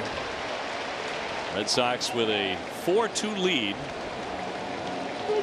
With a runner on at first base. He's giving him a chance to face Seager. You got Bernardino out there loose. Lefty is on deck, but doesn't leave him out here. 3-2. Slider down and in. It's been working. Payoff to Seager with the runner going. He tried to check, and that's going to be ball 4. So they'll put runners on at first and second in front of Josh Smith. And so now up to 108 pitches. And here comes the manager. Bernardino is up. And the Red Sox in front 4-2 here in the 7th inning. will make the pitching change. That is it for Tanner Houck. Good long outing tonight. Leaves behind a couple of base runners. 2 down in the 7th. Pitching change here for the Sox, and we'll have more in just a moment.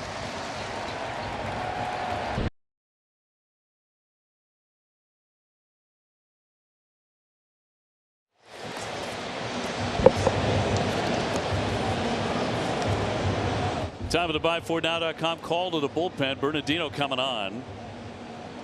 And will inherit runners at first and second. With Josh Smith due up, he's gone 1 for 3 with a double. Red Sox in front 4-2. On the last night of the homestand and looking to sweep the Texas Rangers, who have dropped 6 out of their last 7. 2 men away.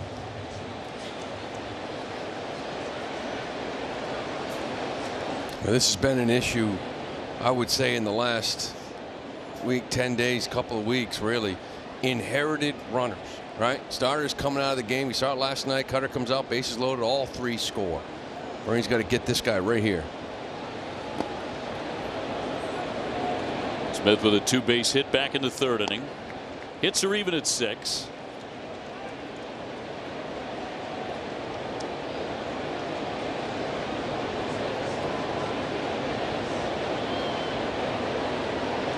And the lefty with a 1-0.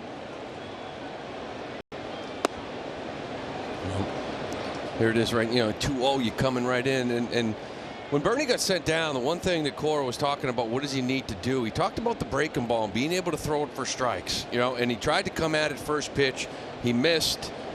Tried to come with a sinker, and he missed. Now it's 2-0. He got the righty on deck. And misfires there with a sinker. 3-0. Another one like that, and they're going to be loaded up for Garcia, who blasted a home run in the 6th.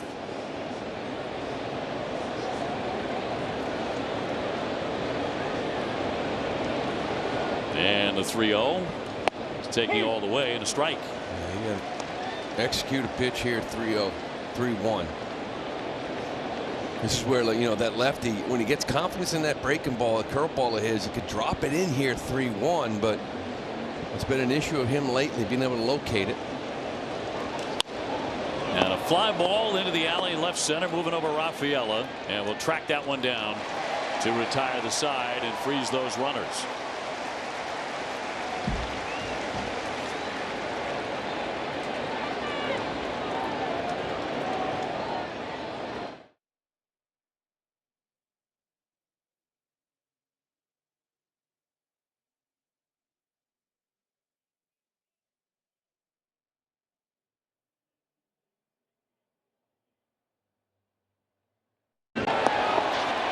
Get him. Oh, you're out.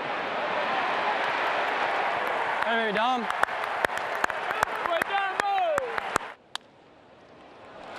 Get through.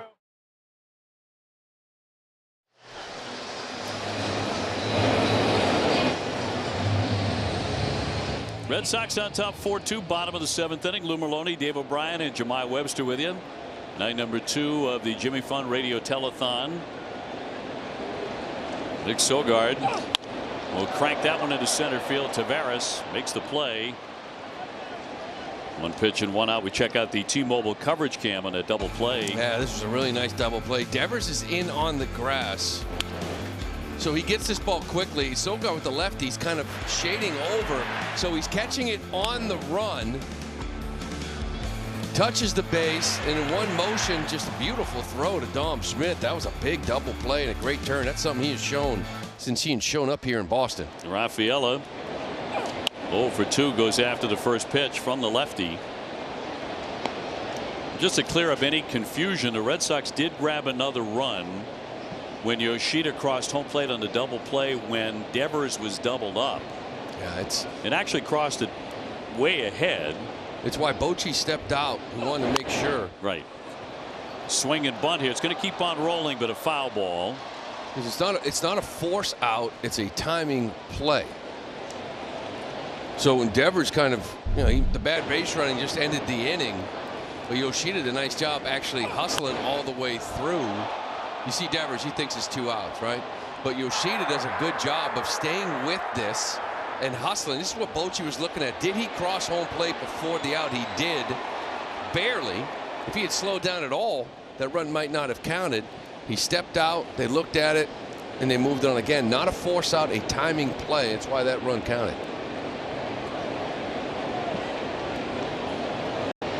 The 0-2 to Cedon. Look how close this was. Watch where he catches it. So he catches it. His foot's not in the bag. He's not if his foot was on the bag, the run might not have counted. Right. He was actually well clear of the plate. Bochy came out to make sure. Yeah. Lowe's foot was on that bag. I don't know if he would have got across. That would have been a different story. I think you're right. Wave and a miss by Raffaella. He strikes out.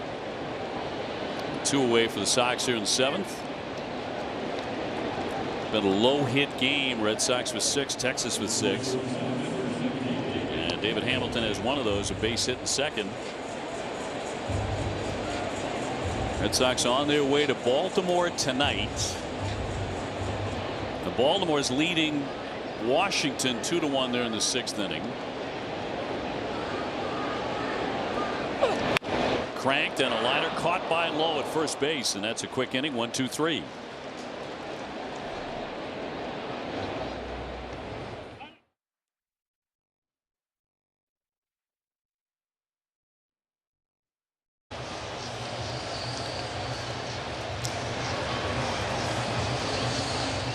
Red Sox baseball on NESN, brought to you by Audi. Visit your New England Audi dealer today. By WB Mason, shipping and packaging supplies delivered fast with no expensive freight charges.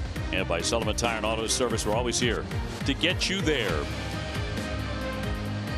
Well, those two best friends hanging up a sign inside the Red Sox clubhouse there. Great support by the Sox, the players, the staff, the Jimmy Fund year after year. It's such a great tradition. Luis Garcia out of the bullpen. His numbers between LA and the Sox.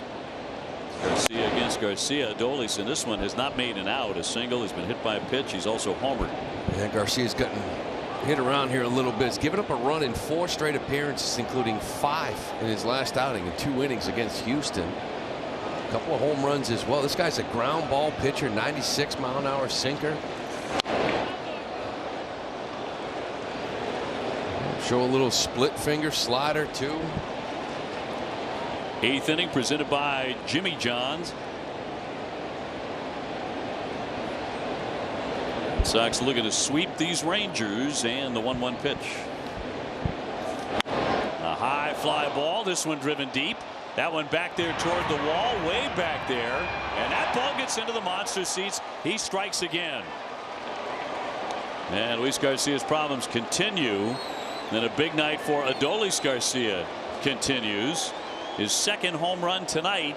This becomes a 1-run game. Yeah, again, a ground ball pitcher. This was just a hanging breaking ball. He had got ahead with 96-mile-an-hour sinkers. And this is that sweeper at 84, kind of outer half. Adolis goes out and gets it. And again, a lot of balls in the air. That's the 3rd home run that he has given up since he's joined the Red Sox in 6 outings. Nathaniel Lowe 0 for 3 tonight. Giving up 7 now on the year. 3 of them in the last 5 outings. And he's had 50 appearances. So coming in the Red Sox, they got him only 3 home runs and 45 appearances, but it's been a recurring issue for the Red Sox where they get a lead and the bullpen's been giving it back. I mentioned too, Adolis swinging it better lately, but the guys with Texas, the extra base just not there. No doubles, no home runs. He's fixed that twice tonight. Attendance this evening at Fenway, 35,366. On the last night of the homestand. Kind of tells you too that maybe Kenley won't be available tonight, I would think. Yeah, 4 outs last night for Kenley. An inning the night before. You're relying on Chris Martin to be your closer tonight. I think of Garcia the 8th, Martin the 9th. We'll see. Langford on deck, and a 2-2. Left that one down. Bullpen usage for the week. Pitches thrown.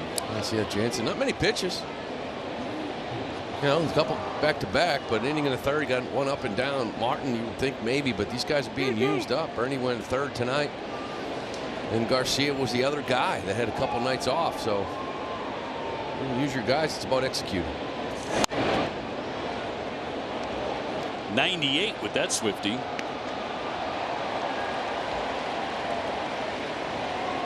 Red Sox will meet the Orioles 4 times beginning tomorrow night on this upcoming series, and then the Red Sox proceed on to Houston. That is a grueling trip. 3-2, and struck him out. Back to 98. Got it in there on low and one away. Yeah, and I see 98. A little frustration maybe. I don't know, but he usually sits around 96. But this sinker's something you should probably just play with a little bit. That and that split finger fastball.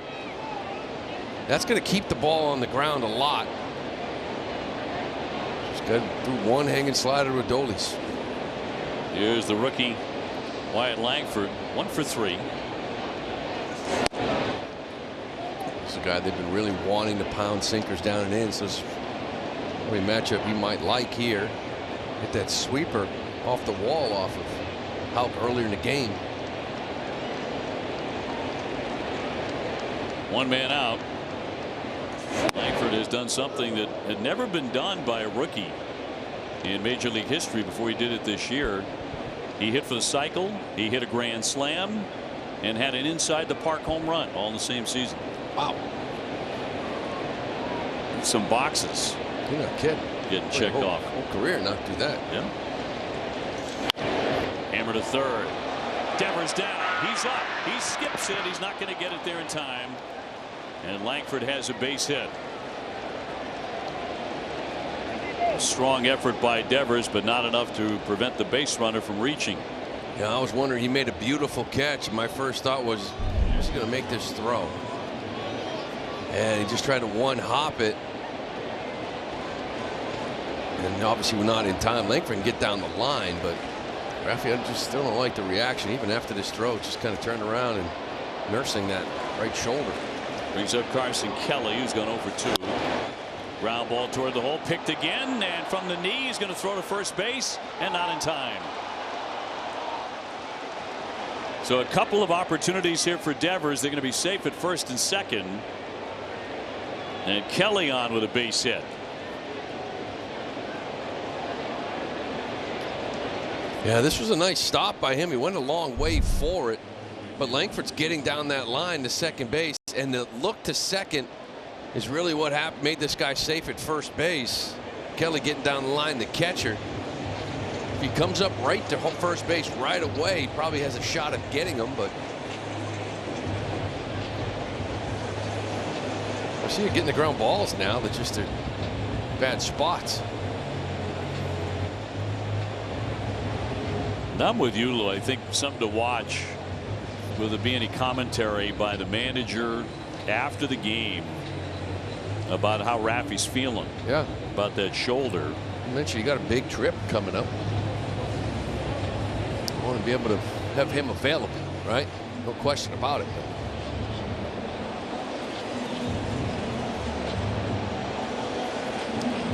Looks like a pinch hitter here.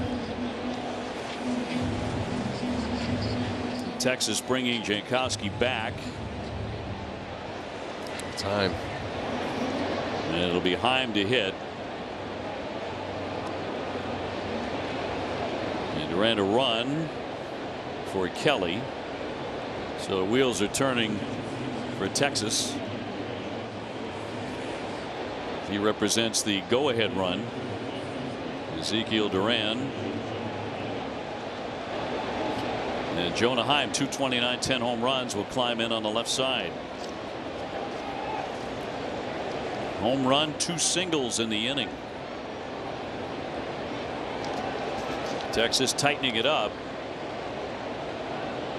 And now threatening to tie. 4-3 game.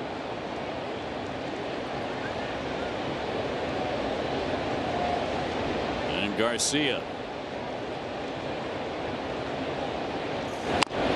Little ground ball charging in Raffy. He's got it on to first and in time. 2 down runners will advance to second and third on a putout. Boy, I tell you, if you got a sore shoulder, it is being tested, isn't it? Sure. Play down the line, coming up throwing, play to your left, coming up throwing, and now a slow roller that he executes perfectly, comes in, gets around it to create a better angle to throw to first, and a beautiful, strong throw right on the money. That's a big out to get that second out of this inning. Makes you feel a little better as a Red Sox fan to see that from Raffy. So here's Taveras, who has gone 1 for 2. Driven in a run with a sacrifice early. 2 down, runners at second and third for the Rangers. Taveras 9 home runs. Didn't get a call there, and it's ball 1. That would have been nice. 1 for 2 in this one. The sac fly last night. 2 for 4. This is a good split at the bottom of the zone. Doesn't get the call from the man Laz Diaz.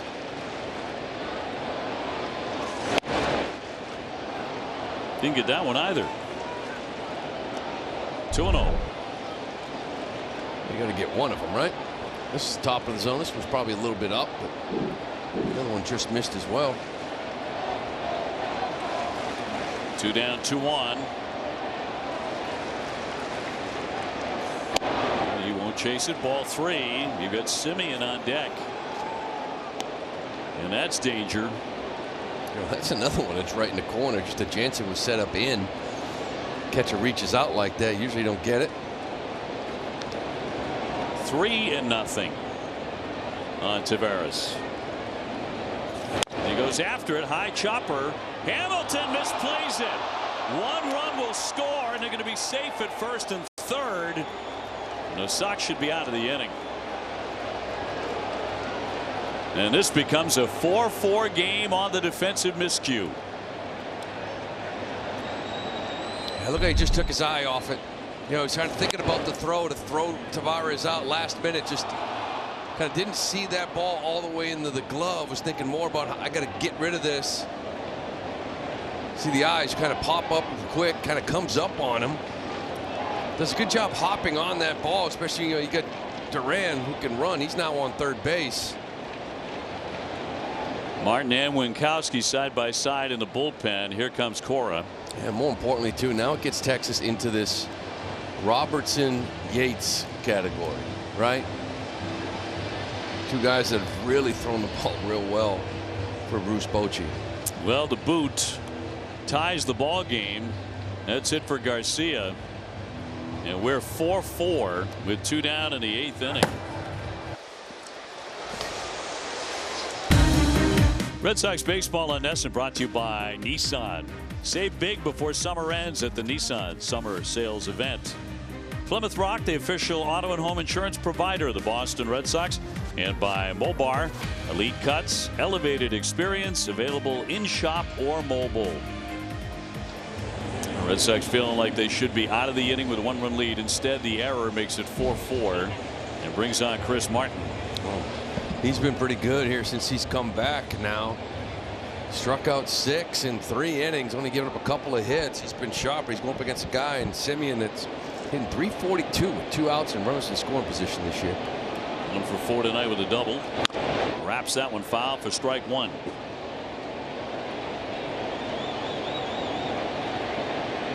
(17 of his last 18 outings have been scoreless. You know he is going to throw strikes. Semien 17 home runs. 1 ball, 1 strike. Taveras down there too. He's got 13 bags on the year. Gonna keep an eye on him at first. Some speed at third.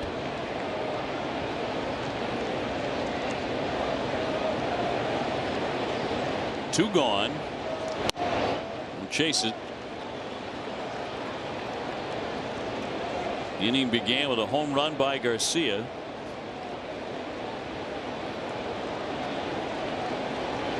And Hamilton with the error, allowing the second run to score to make it 4-4. Martin trying to end it right there. And a little looper there that'll be caught. Sogard backing into the outfield to retire the side, but this one dead even, 4-4 in the middle of the 8th.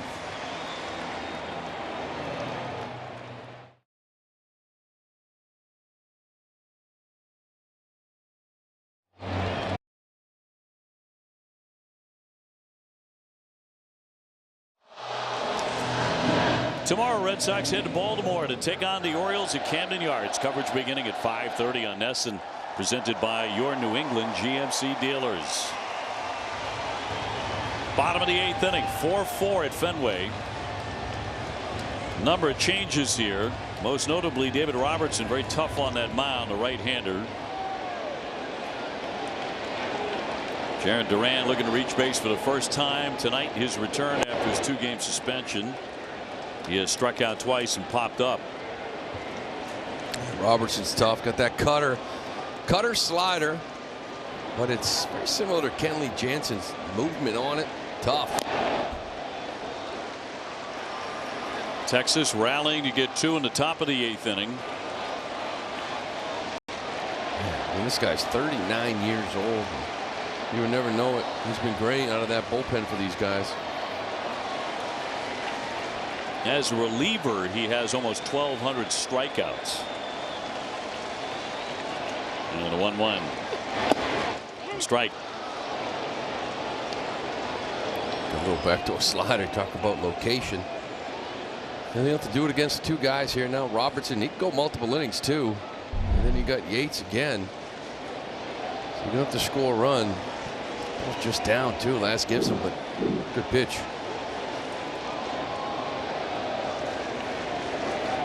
1-2. You mentioned Kirby Yates. He's having a similar season to the one that Chris Martin had last year for the Red Sox. His ERA is 1.04. 42 games, 1.04. He's got 19 hits in 43 in the 3rd innings. He's not hitting Yates. You're going to earn it. And if you're going to beat these guys. This guy's cutter's kind of like, it's like Jansen's, right? This vertical movement on it. A lot of cutters kind of, it's almost like, not that it rises, but it kind of comes up and in rather than like dipping down. It just sort of stays up. It's a very unique shape. It's tough to square up. 2-2. Oh, good take. And a full count on Duran. Abreu next. Yeah, this ball was off. A little worried sometimes with Lasley. Good frame job by Heim. And a line drive base hit into right field. Jarren Duran aboard. That all-important leadoff man, and with serious speed, obviously. He is on to start the bottom of the 8th. Boy, is that needed, right? Just from him, suspended a couple of games, struck out the first 2 times up, a little bit of a rut. He's 4 for 23 going to this at bat with 10 strikeouts, and he gets that cutter down and in, just drops the head on it beautifully. 29 stolen bases. And here's Abreu, homered last time up over the bullpen. Our strong play of the game presented by New England Chevy dealers. Together, let's drive. Yeah, this was beautiful here. It led off the 6th inning. Little sinker, kind of up, middle. And Abreu launches this thing over the Red Sox dugout. That was a beautiful. That was the first run of that inning. They put 2 more up. Duran getting his lead, not running. Will he run here? And get down into scoring position. Cora wants to donate some more money to the Jimmy Fund. What do you think? Maybe put the steal on. Again, it's on the pitcher. Look at Robertson. He's going to do a good job holding. Been around a while. Little slide step. That was a leg kick. 1-2. Slider got by him.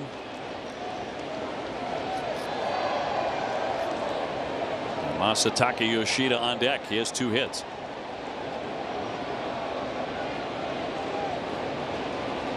Duran digs it out again.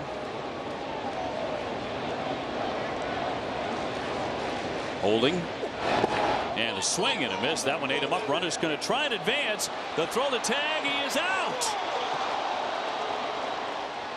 A strike him out, throw him out just like that. 2 down. And the Red Sox won't challenge it. He goes to that slider. He mentioned the cutter and the slider. This thing, watch Jarren Duran, he kind of freezes. He freezes, and right there he should have just stayed. You know, if he takes off right away, he's going to get there. But instead, he kind of leans back to first base. He's trying to locate where the ball is, and by the time he sees it, it's really too late, even with his speed.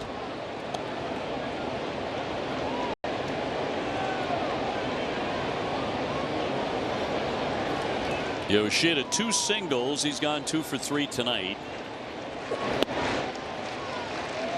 Locked up 4-4 in the 8th.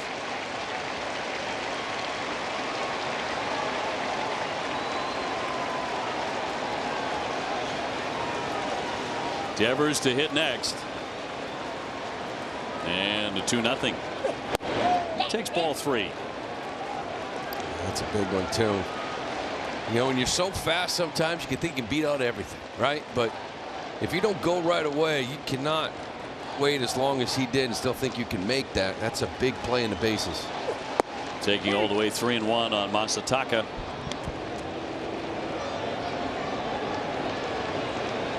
$35,000 plus at Fenway tonight. Robertson with a 3-1 and a full count. Coming all the way back to fill it up now.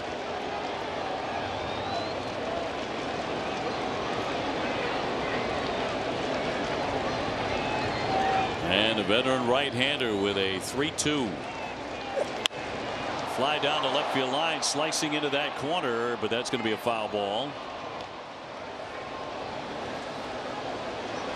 Looks like Winkowski getting hot out there in that bullpen. Rangers going to have a big part of this order. Seager, Smith, and Garcia coming up in the 9th.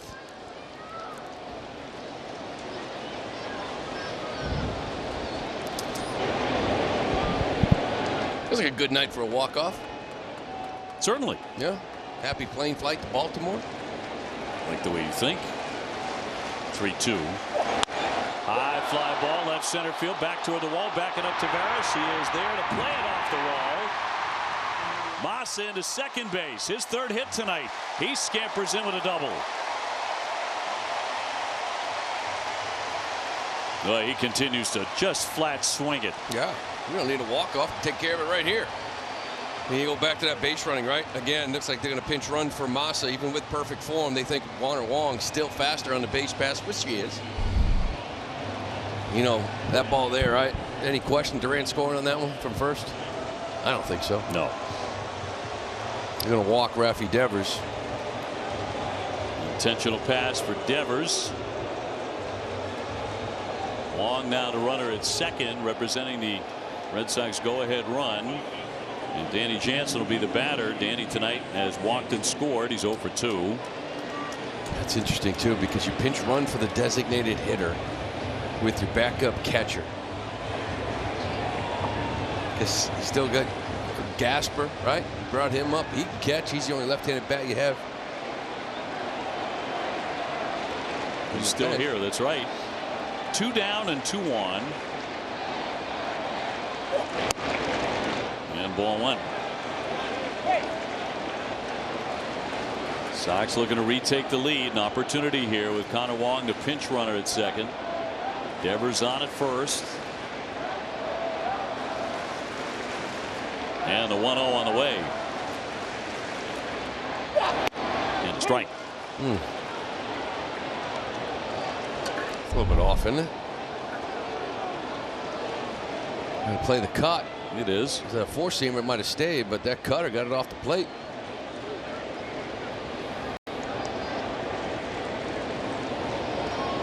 One. Ground ball, trying to hold through from base hit. Here comes Wong. Here comes the throw home. He sailed it, and the Red Sox have the lead. 5-4 Boston in the 8th. Danny Jansen with a base hit through the hole. And Langford just airmailed the throw. Yeah, I thought this was going to be a close play, right? He catches this ball so close to the infield grass. Wong's got good speed, but he just aired this thing out. This is a little slider.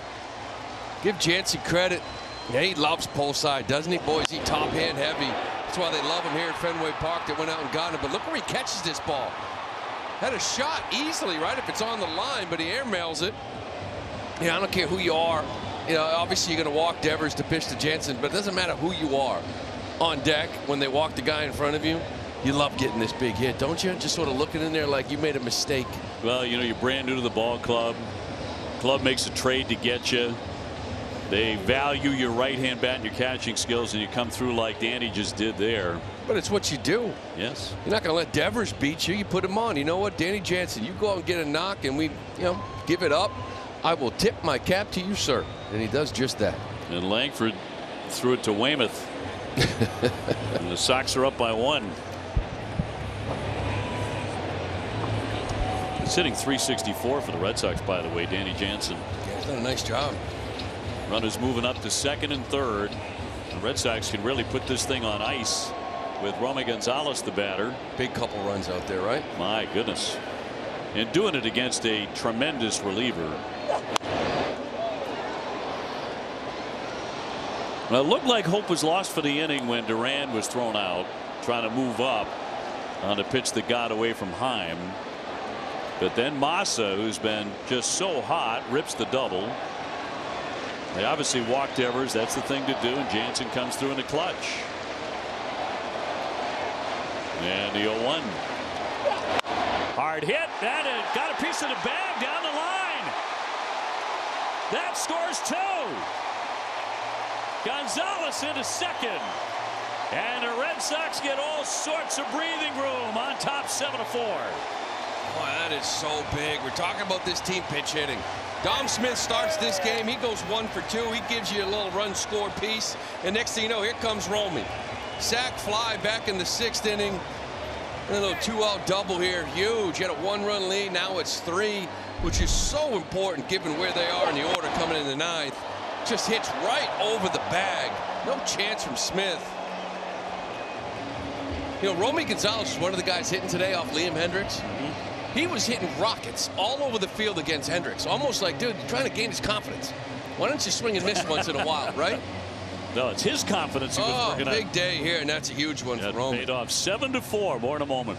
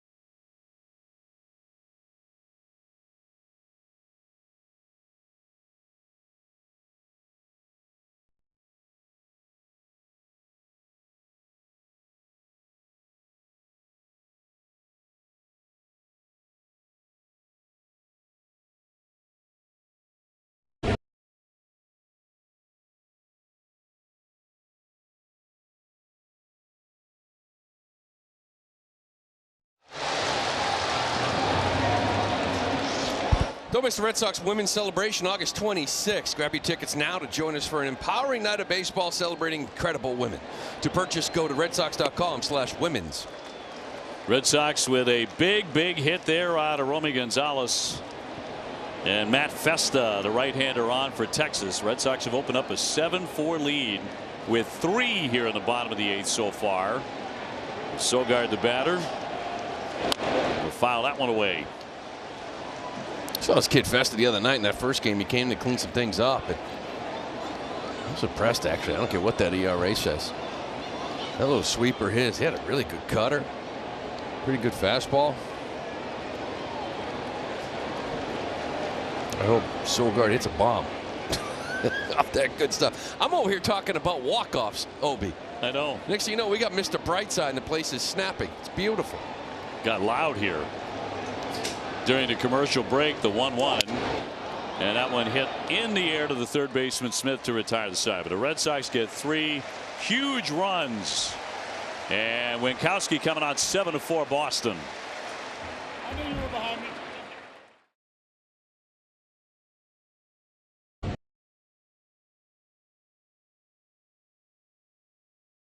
Sitting around for an hour, 15.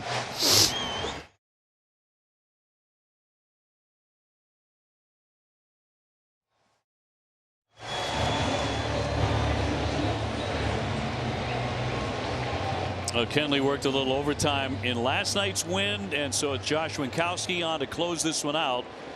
And the Red Sox up 3 as we go to the 9th inning. And Corey Seager to lead things off. One of the impressive things about tonight is the Red Sox have 3 times scored after Texas scored the half inning before. Keep answering. You put up 1, you put up 2. You put up 1, you put up 2. You put up 2 and you put up 3. Yep. Now that's how you win ball games. This is the offense we kind of saw for a few weeks. I don't know what happened against Houston over that weekend, but still, you just keep grinding up, putting up big numbers. Seager 0 for 3 with a walk. Will hammer that one for a base hit. That's how the inning begins here in the 9th. Corey Seager with a single. NESN is honored to have provided thousands of resource hours to our 22nd successful WEEI NESN Jimmy Fund Radio Telethon. This year, the NESN team is making a donation of $23,545. The network will match 100% for a total NESN contribution of $47,090. Big thank you to all of our NESN teammates who came out to the ballpark over the last couple of days to donate their time answering our phone banks as well. You guys are the best. Yeah, a lot of work goes into it behind the scenes. I know production wise, TV, radio, telethon, people really work, put a lot of time, months into these couple of days. Bounding ball through for a base hit. John Smith with a single. And here come the Rangers again, first and second, nobody out. Well, we talk about how big those 2 runs are. Cora's got a little, he's on the top step. He was looking at Sogard. Of course, nobody warming up out there. And here he comes to talk with Laz Diaz, who is the crew chief. Trainer.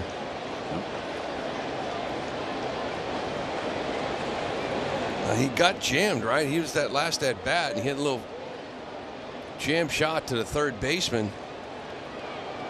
And I don't know. You know, a lot of times you feel that in your thumb, right? I mean, Masso's the extreme, was on the IL for a while. The thing really blows up on you, but wow, he's coming out. Been a wrist or something. We don't know. Yeah, calling in Rafaela. He's going to go to short. Sogard is done. They're in the center. Still got Refschneider probably going out to left. He is. Wow. You know, meanwhile, we talk about how big that hit was from Romy Gonzalez to make it a 3-run lead. We're talking Seager, Smith, Garcia, Lowe. This is a big part of the order. 1-run lead, not very comfortable, obviously. First and second, nobody out. 3-run lead, now you got time run at the plate, but those were big runs. Curious to see what happened with Nick. Something to get jammed was in the wrist.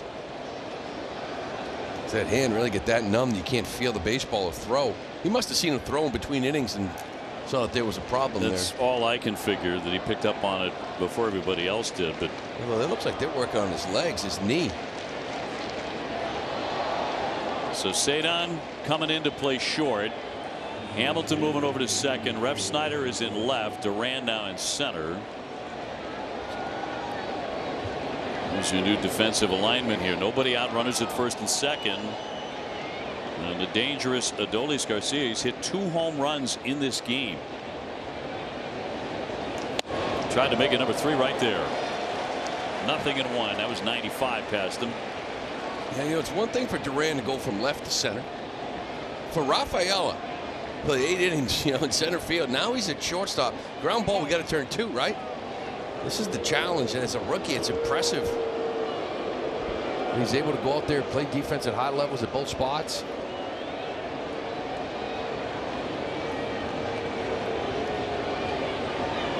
They lead at first and second, nobody out.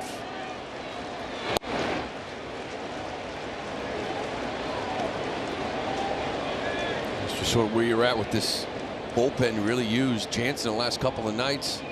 Pushed them last night, inning in a third to secure that win, and everyone's got to do their job. Looking for the ground ball here. Seager and Smith get their leads and popped off. And a play for Romy Gonzalez into foul territory. The infield fly in effect, and he's got it. And a big first out on the pop-up. One gone. Well, you are not kidding there. Stuck with the sinker, kind of got in on him. Didn't want those arms extended. That's a good pitch. Nathaniel Lowe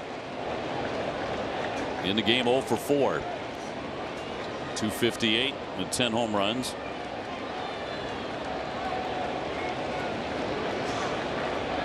Still looking at Sogard.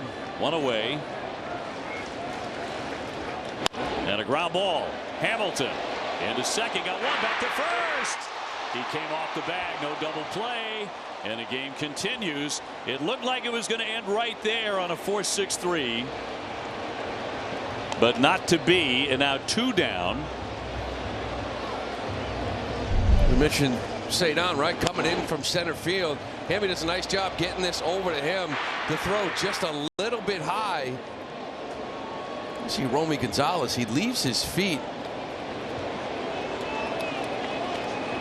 Yeah, he had to get off that bag. But you got the more important second out. 2 outs here now. Runners at first and third for the rookie Langford. 2 for 4. And looks at a strike.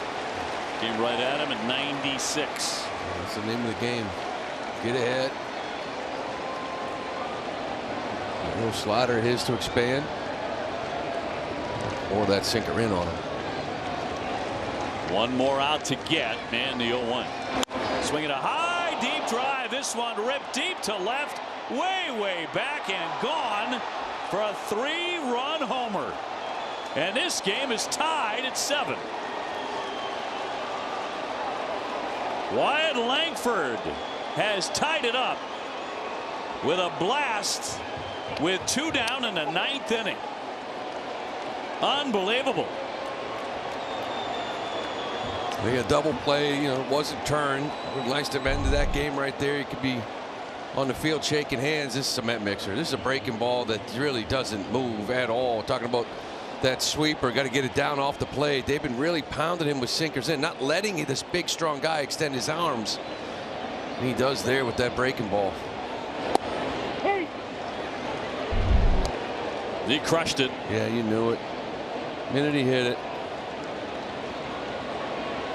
So back come the Texas Rangers with 3 here in the 9th inning to knot it up 7-7. A foul by Duran. Yeah, look at this ball. Just spins. Doesn't break. He knows it right away. Obviously not what he wanted to do. You know, you talk about the defense. Last couple innings, there's been some plays. You had the error at Hamilton that scored a run, and then a double play. That's not an error, but I'd like to see that turned.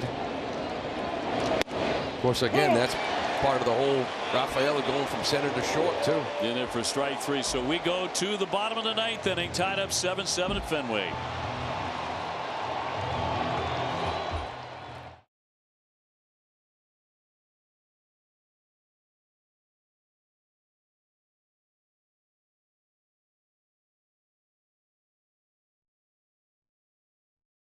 Langford with a blast with 2 down has tied it at 7-7 with a 3-run homer.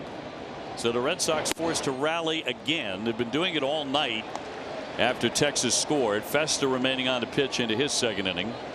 Yates getting ready in their bullpen. Cedon Rafaela the batter 0 for 3.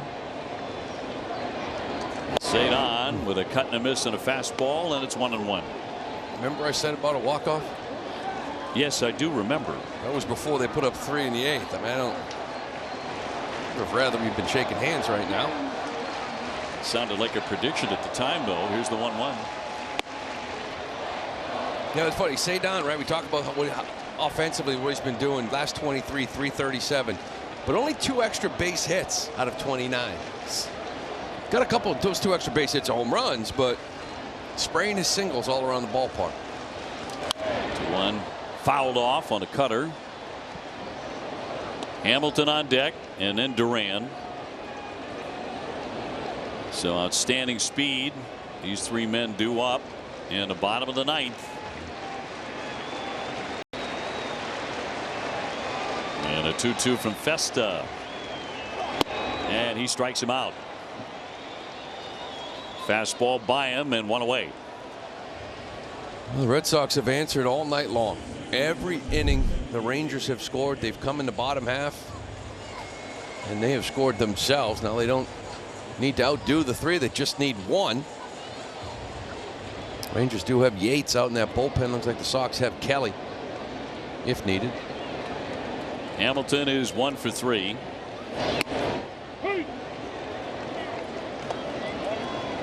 Red Sox had a golden opportunity to win the game on a double play. Couldn't turn it. They've made 2 errors in the game aside from that play. It's in there for a strike. 0-2. Just remember, Sogard had to come out in the middle of that inning, which shifted the entire defense around. Thought maybe that jam shot, but looked like they were looking his lower half. His legs.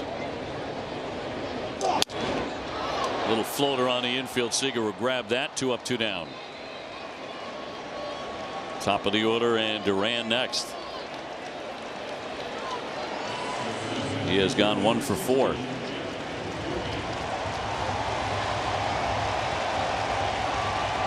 He started the 8th inning with a base hit. Tried to advance on a pitch in the dirt. Got by the catcher, but not far enough, and he was thrown out.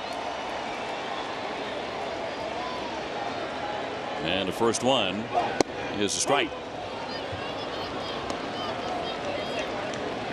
Texas trying to force this game to extra innings.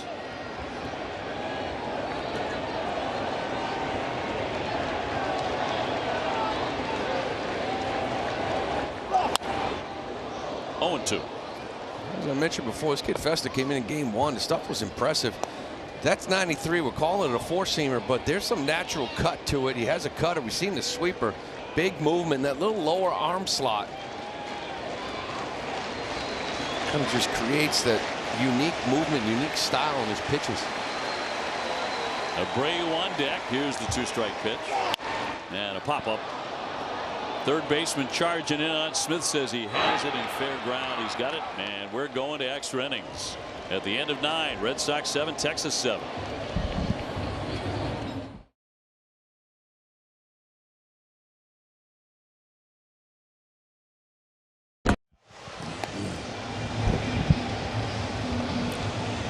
The Electric Extra is presented by Ford's award-winning lineup of electric vehicles, including the F-150 Lightning all-electric truck, the official truck of the Boston Red Sox.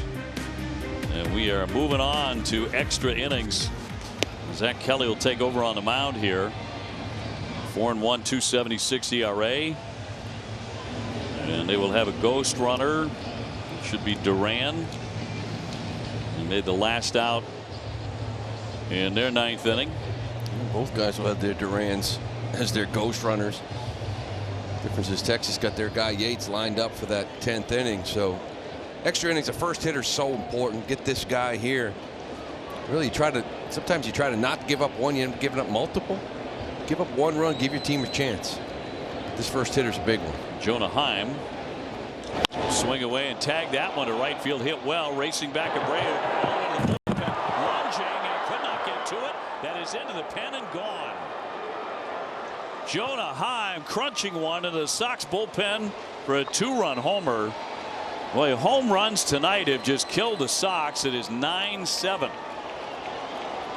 Sure has. How important that first hitter is. Now, usually it's a single, first and third, or move the runner to third base, but this just ends up middle.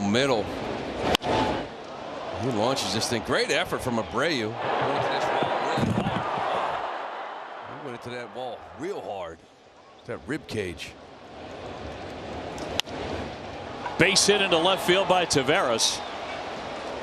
And with him, excellent speed aboard. 9-7 Rangers. They have hit 4 home runs in the game, and 3 of them from the 8th inning on. And of course, one of those a 3-run home with 2 down in the 9th when they were maybe a pitch away from losing the game. Top of the order now, and Semien.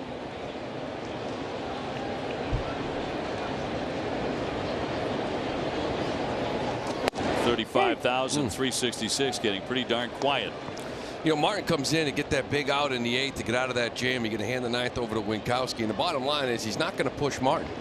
He just came off the IL.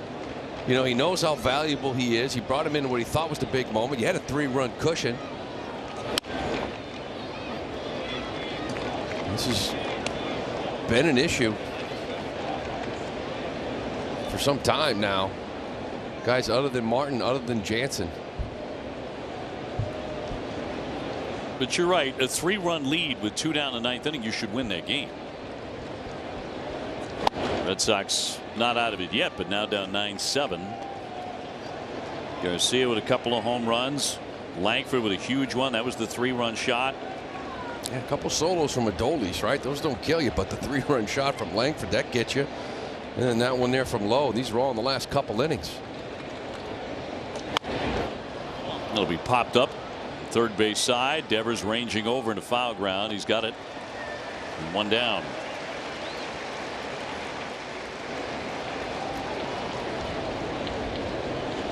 It's such a fine line, right? Your reliever coming in here, you want to get ahead, but it's still got to be quality. It's why you appreciate a guy like Martin who throws nothing but strikes, gets ahead, but he's painting corners. Kelly comes in here, first pitch homer, next pitch knock. Well, here's Seager, 26 home runs. He's driven in 63. They've been change up him to death, haven't they, in this series? Sure have.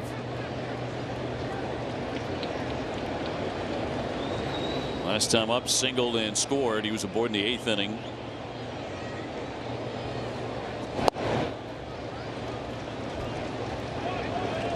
Another change there. 1 ball and 1 strike, 1 out, 1 on.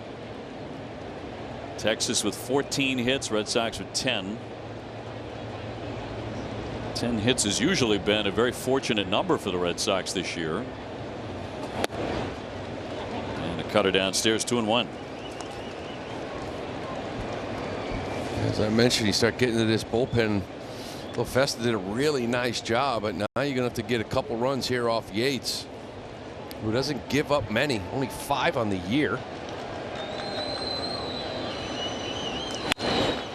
Flied into right, closing on that. Abreu. He's there to make the catch. Runner back to first. Out number 2. Pretty tough one too. You had it a couple times, right? 4-2. Yes. Going in the 8th. 6. Yeah. Well, you know, 7-4 going into the 9th. Double play could have ended it. Would have. And then you're up 3 in the 9th with 2 down.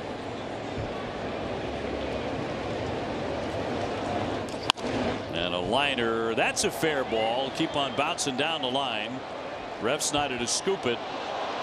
And runner's going to have to go back. There'll be no tag. Runners will be safe at second and third. As Smith gets himself into scoring position. 2 men set to score with 2 down. It looks like Sox got a little bit of a break here. Tavares kind of shut it down going around third base. Almost expecting to be held up. It looked like Rob kind of had some issues picking it up out there in left field. Hey, bobbles that ball. Tavares starts stopping. He's getting waved in, but he's stopping as he's approaching third base. And because of that stop and go, he's unable to score. The Rangers have another one on the board.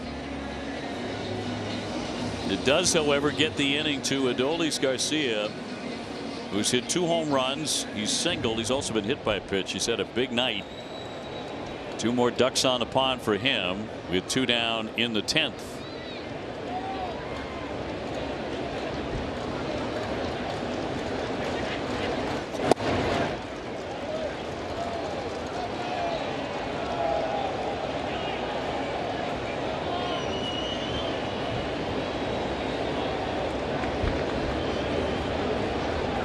And Kelly home with a 1-0 pitch.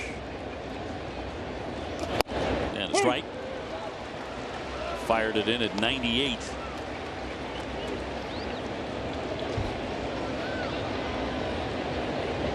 Since the start of the 8th inning, Texas has scored 7 runs. Talk about liking that sinker down and in. It's because of this. The sweeper. Right now that thing ended up inside, but he's able to extend his hands. Then again, Garcia, another one, another sweeper out over the plate. Langford, that's what he hit as well.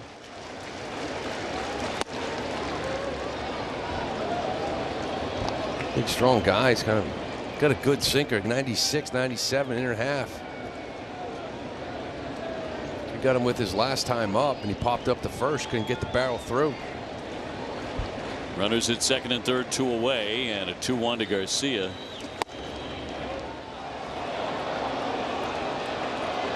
Three and 1.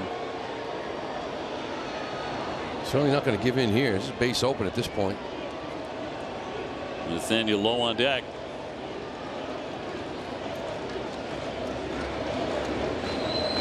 And a 3-1 from Kelly.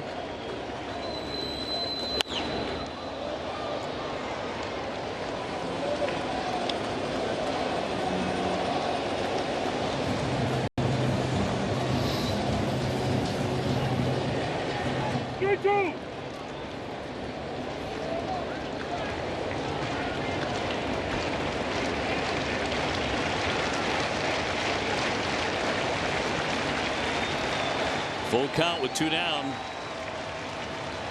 Garcia's hit 20 home runs, 2 tonight. And a swing and a miss to get him at 97.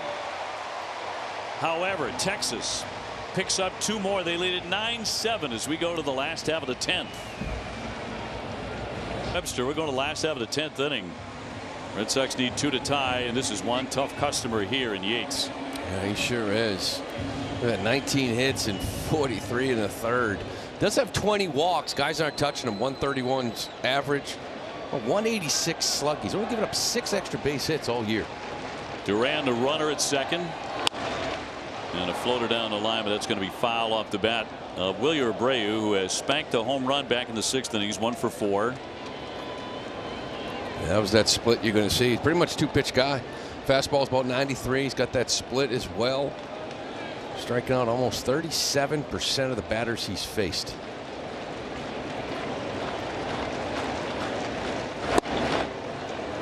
Oh, 2. Connor Wong on deck. Both the all importance of that first hitter. Same thing here. Well, can the Red Sox do it again? Rally after Texas has scored in the previous half inning.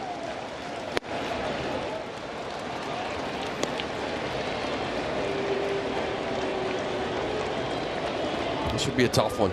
They've done such a good job a lot this year, turning losses into wins at times. So it kind of feels the other way around. 1-2 on the infield to second. Simeon waits on that, gets the out. Down to third moves Duran, 1 away.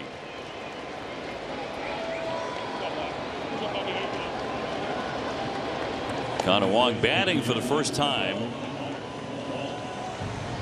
Came on to run for Masataka Yoshida after Mas had a big double in that 8th inning when the Red Sox would score 3 times.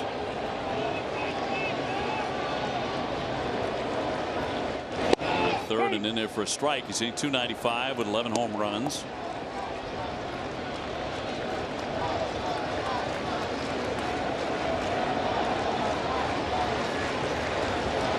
Duran at third. Devers coming to the on deck area. 1 ball, 1 strike. Well, fastball's not overpowering from the AC94, but we've also seen him throw it right on these lines, on the edges, not location. Retired all 3 batters he faced in the All-Star game. He's in front 1-2.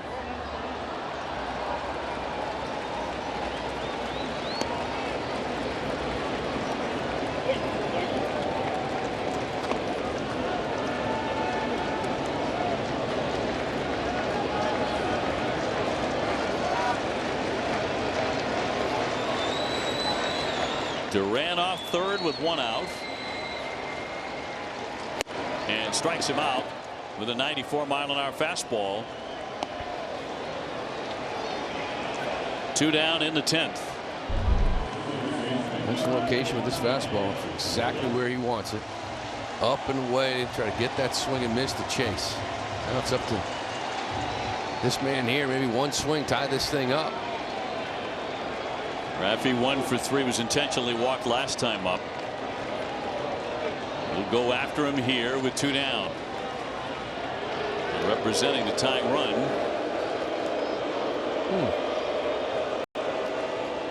Here comes Mike Maddox. Pitching coach headed to the hill, and Heim, the catcher, will join him.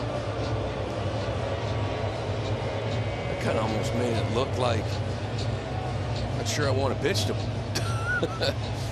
You step off, start thinking about it. What do we want to do? I wouldn't be surprised if this is kind of split heavy. Not wanting the challenge with the fastball.